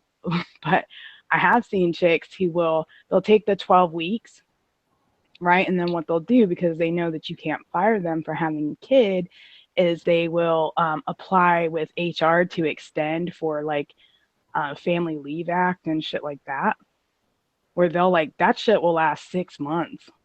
They'll go for a long time getting paid and not going to work. I'm like, fuck.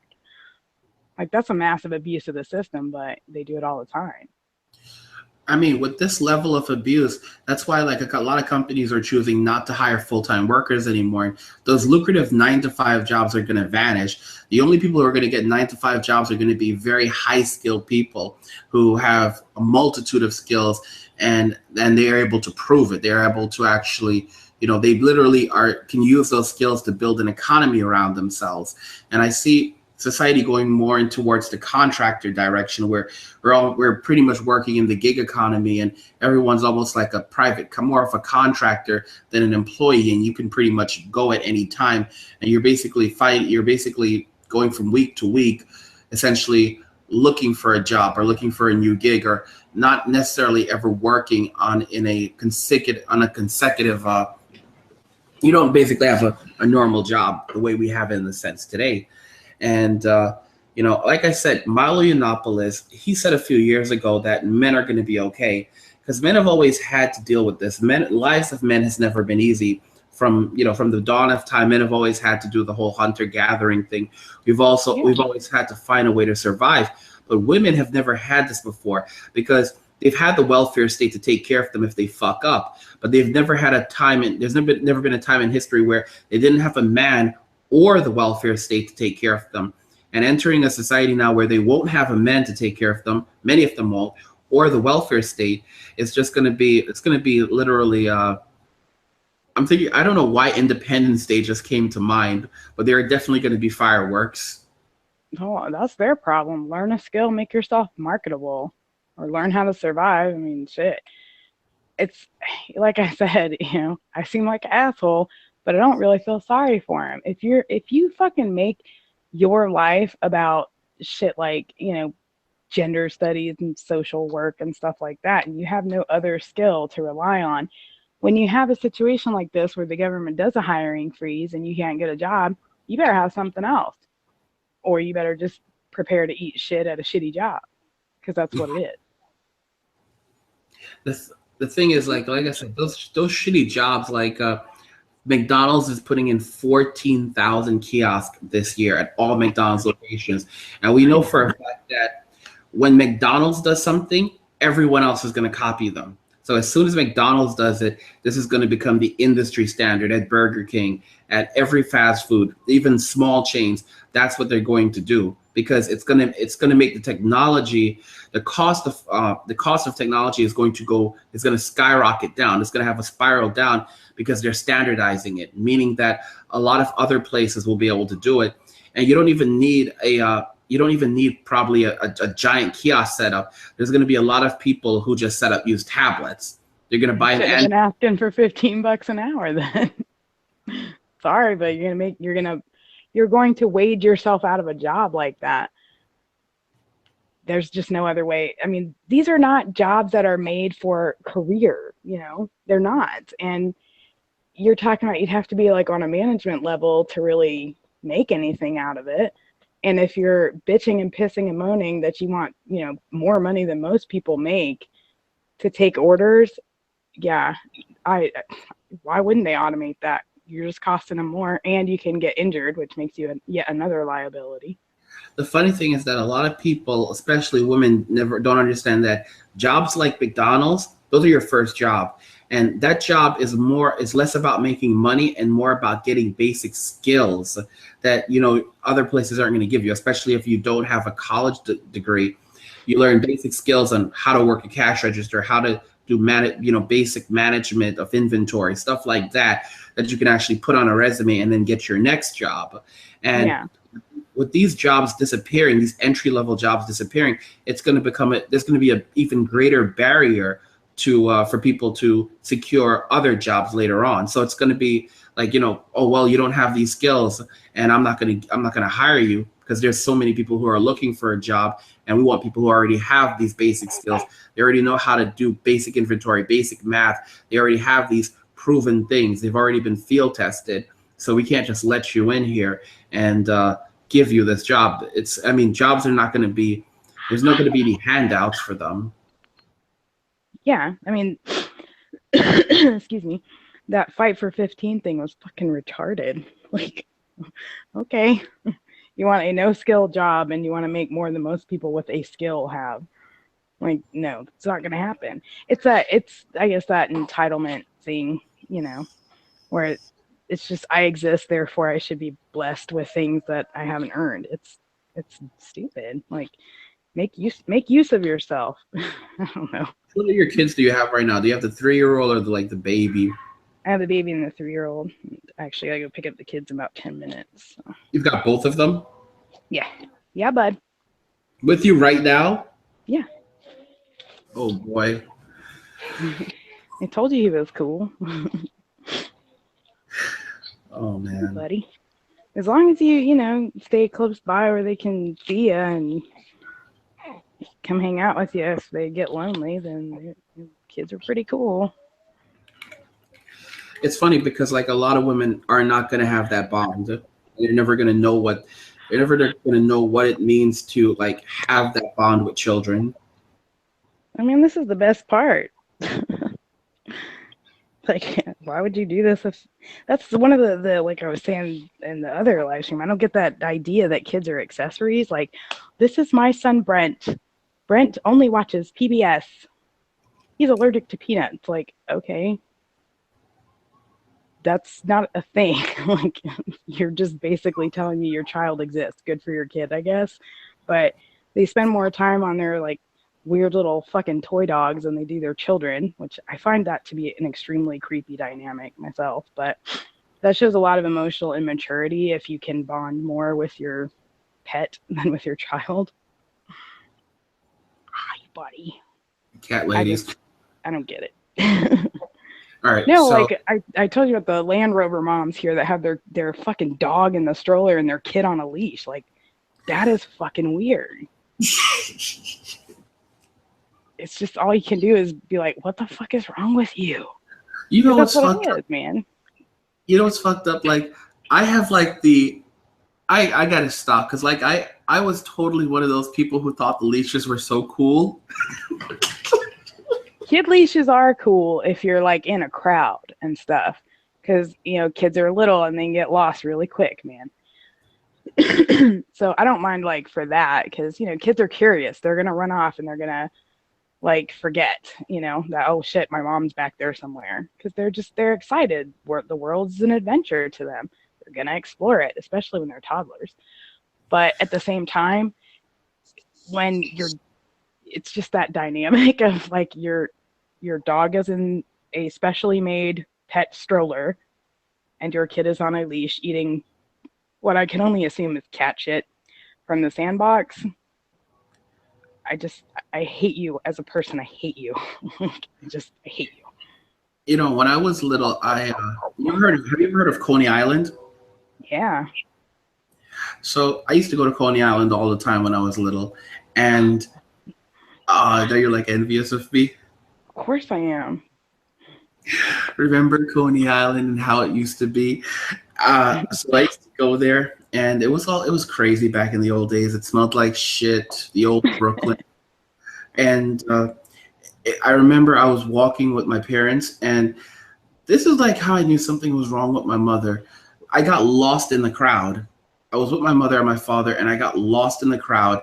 And my mother did not even know I got lost. My father ended up realizing it, and I never got along with my father, but he came and found me. And my mother at no point realized I was gone. Oh, sweet Jesus. If one of my kids went missing, I'd be in a total fucking panic, especially in a crowd. That would be like that one time that I would probably freak out and cry. I was paranoid. I felt like so small. I thought like, what's going to happen to me? My life is over, because there was just so many people. I was like maybe 7 or 8. Oh God, and you're trying to find your one, you're like 1 or 2 people, in this giant fucking crowd of people. Yeah. There were hundreds. Oh. And it's like, it's funny because like when my father found me and he brought me back to my mother, she was like, she did not even care. She did not even care. She was like, I'm like shaking. And she was like, yeah, so we're just going to keep going. Oh, yeah. I don't think my kids would ever let me get away with being like that.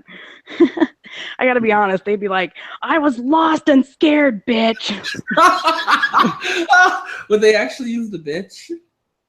if they got pissed enough, probably. And can you really blame them? if that was my response, like, well, let's just Okay. be honest here. All right. So guys, Base Mama has to take her beautiful tits to pick up her kids in a little bit. So we are going to start. What did you say? I said I do. I didn't. Oh, I do have to go. Okay. I just realized that made me sound like I was saying, yes, I have beautiful tits. I thought you just said, fuck you. Oh. No. Would you like me to? Oh, God. So Base is going to go soon, but I've asked her to be on weekly to just shoot the shit and discuss different subjects. You did not ask me to be on weekly. Did I asked you last week to be on weekly. You asked me last week if I would be on today. You did not say it was a weekly thing. I don't mind, but I have to clear my schedule, dude. Okay, so now that we've established that Base is going to be on weekly, you're like, you're doing it. Let me know. Yeah, I'm just going to be dominant here. I want you guys to let us know, like, is there any specific topic that you want to discuss? You want me to discuss with her? Anything that you want to know from the a female with high testosterone perspective? Let me know what you think in the comment section. What questions you want me to ask her? Topics you want to discuss in a future podcast. And if you enjoyed the video, definitely hit the like button. Don't forget to subscribe. There will be a link to Based Mama's channel in the description. Don't subscribe to her. She's a miserable person, as you can see from this conversation. That's right. Tits her, get the fuck out. Tits her, get the fuck out. And so I need to say that to you one day. But shit. But you will find a link to her channel there, and she does do her own podcast. And if you enjoyed the video, go ahead and hit the like button. Don't forget to subscribe. And if you like the video, share the video. And just remember that all roads lead to MGTOW or death. And cheers.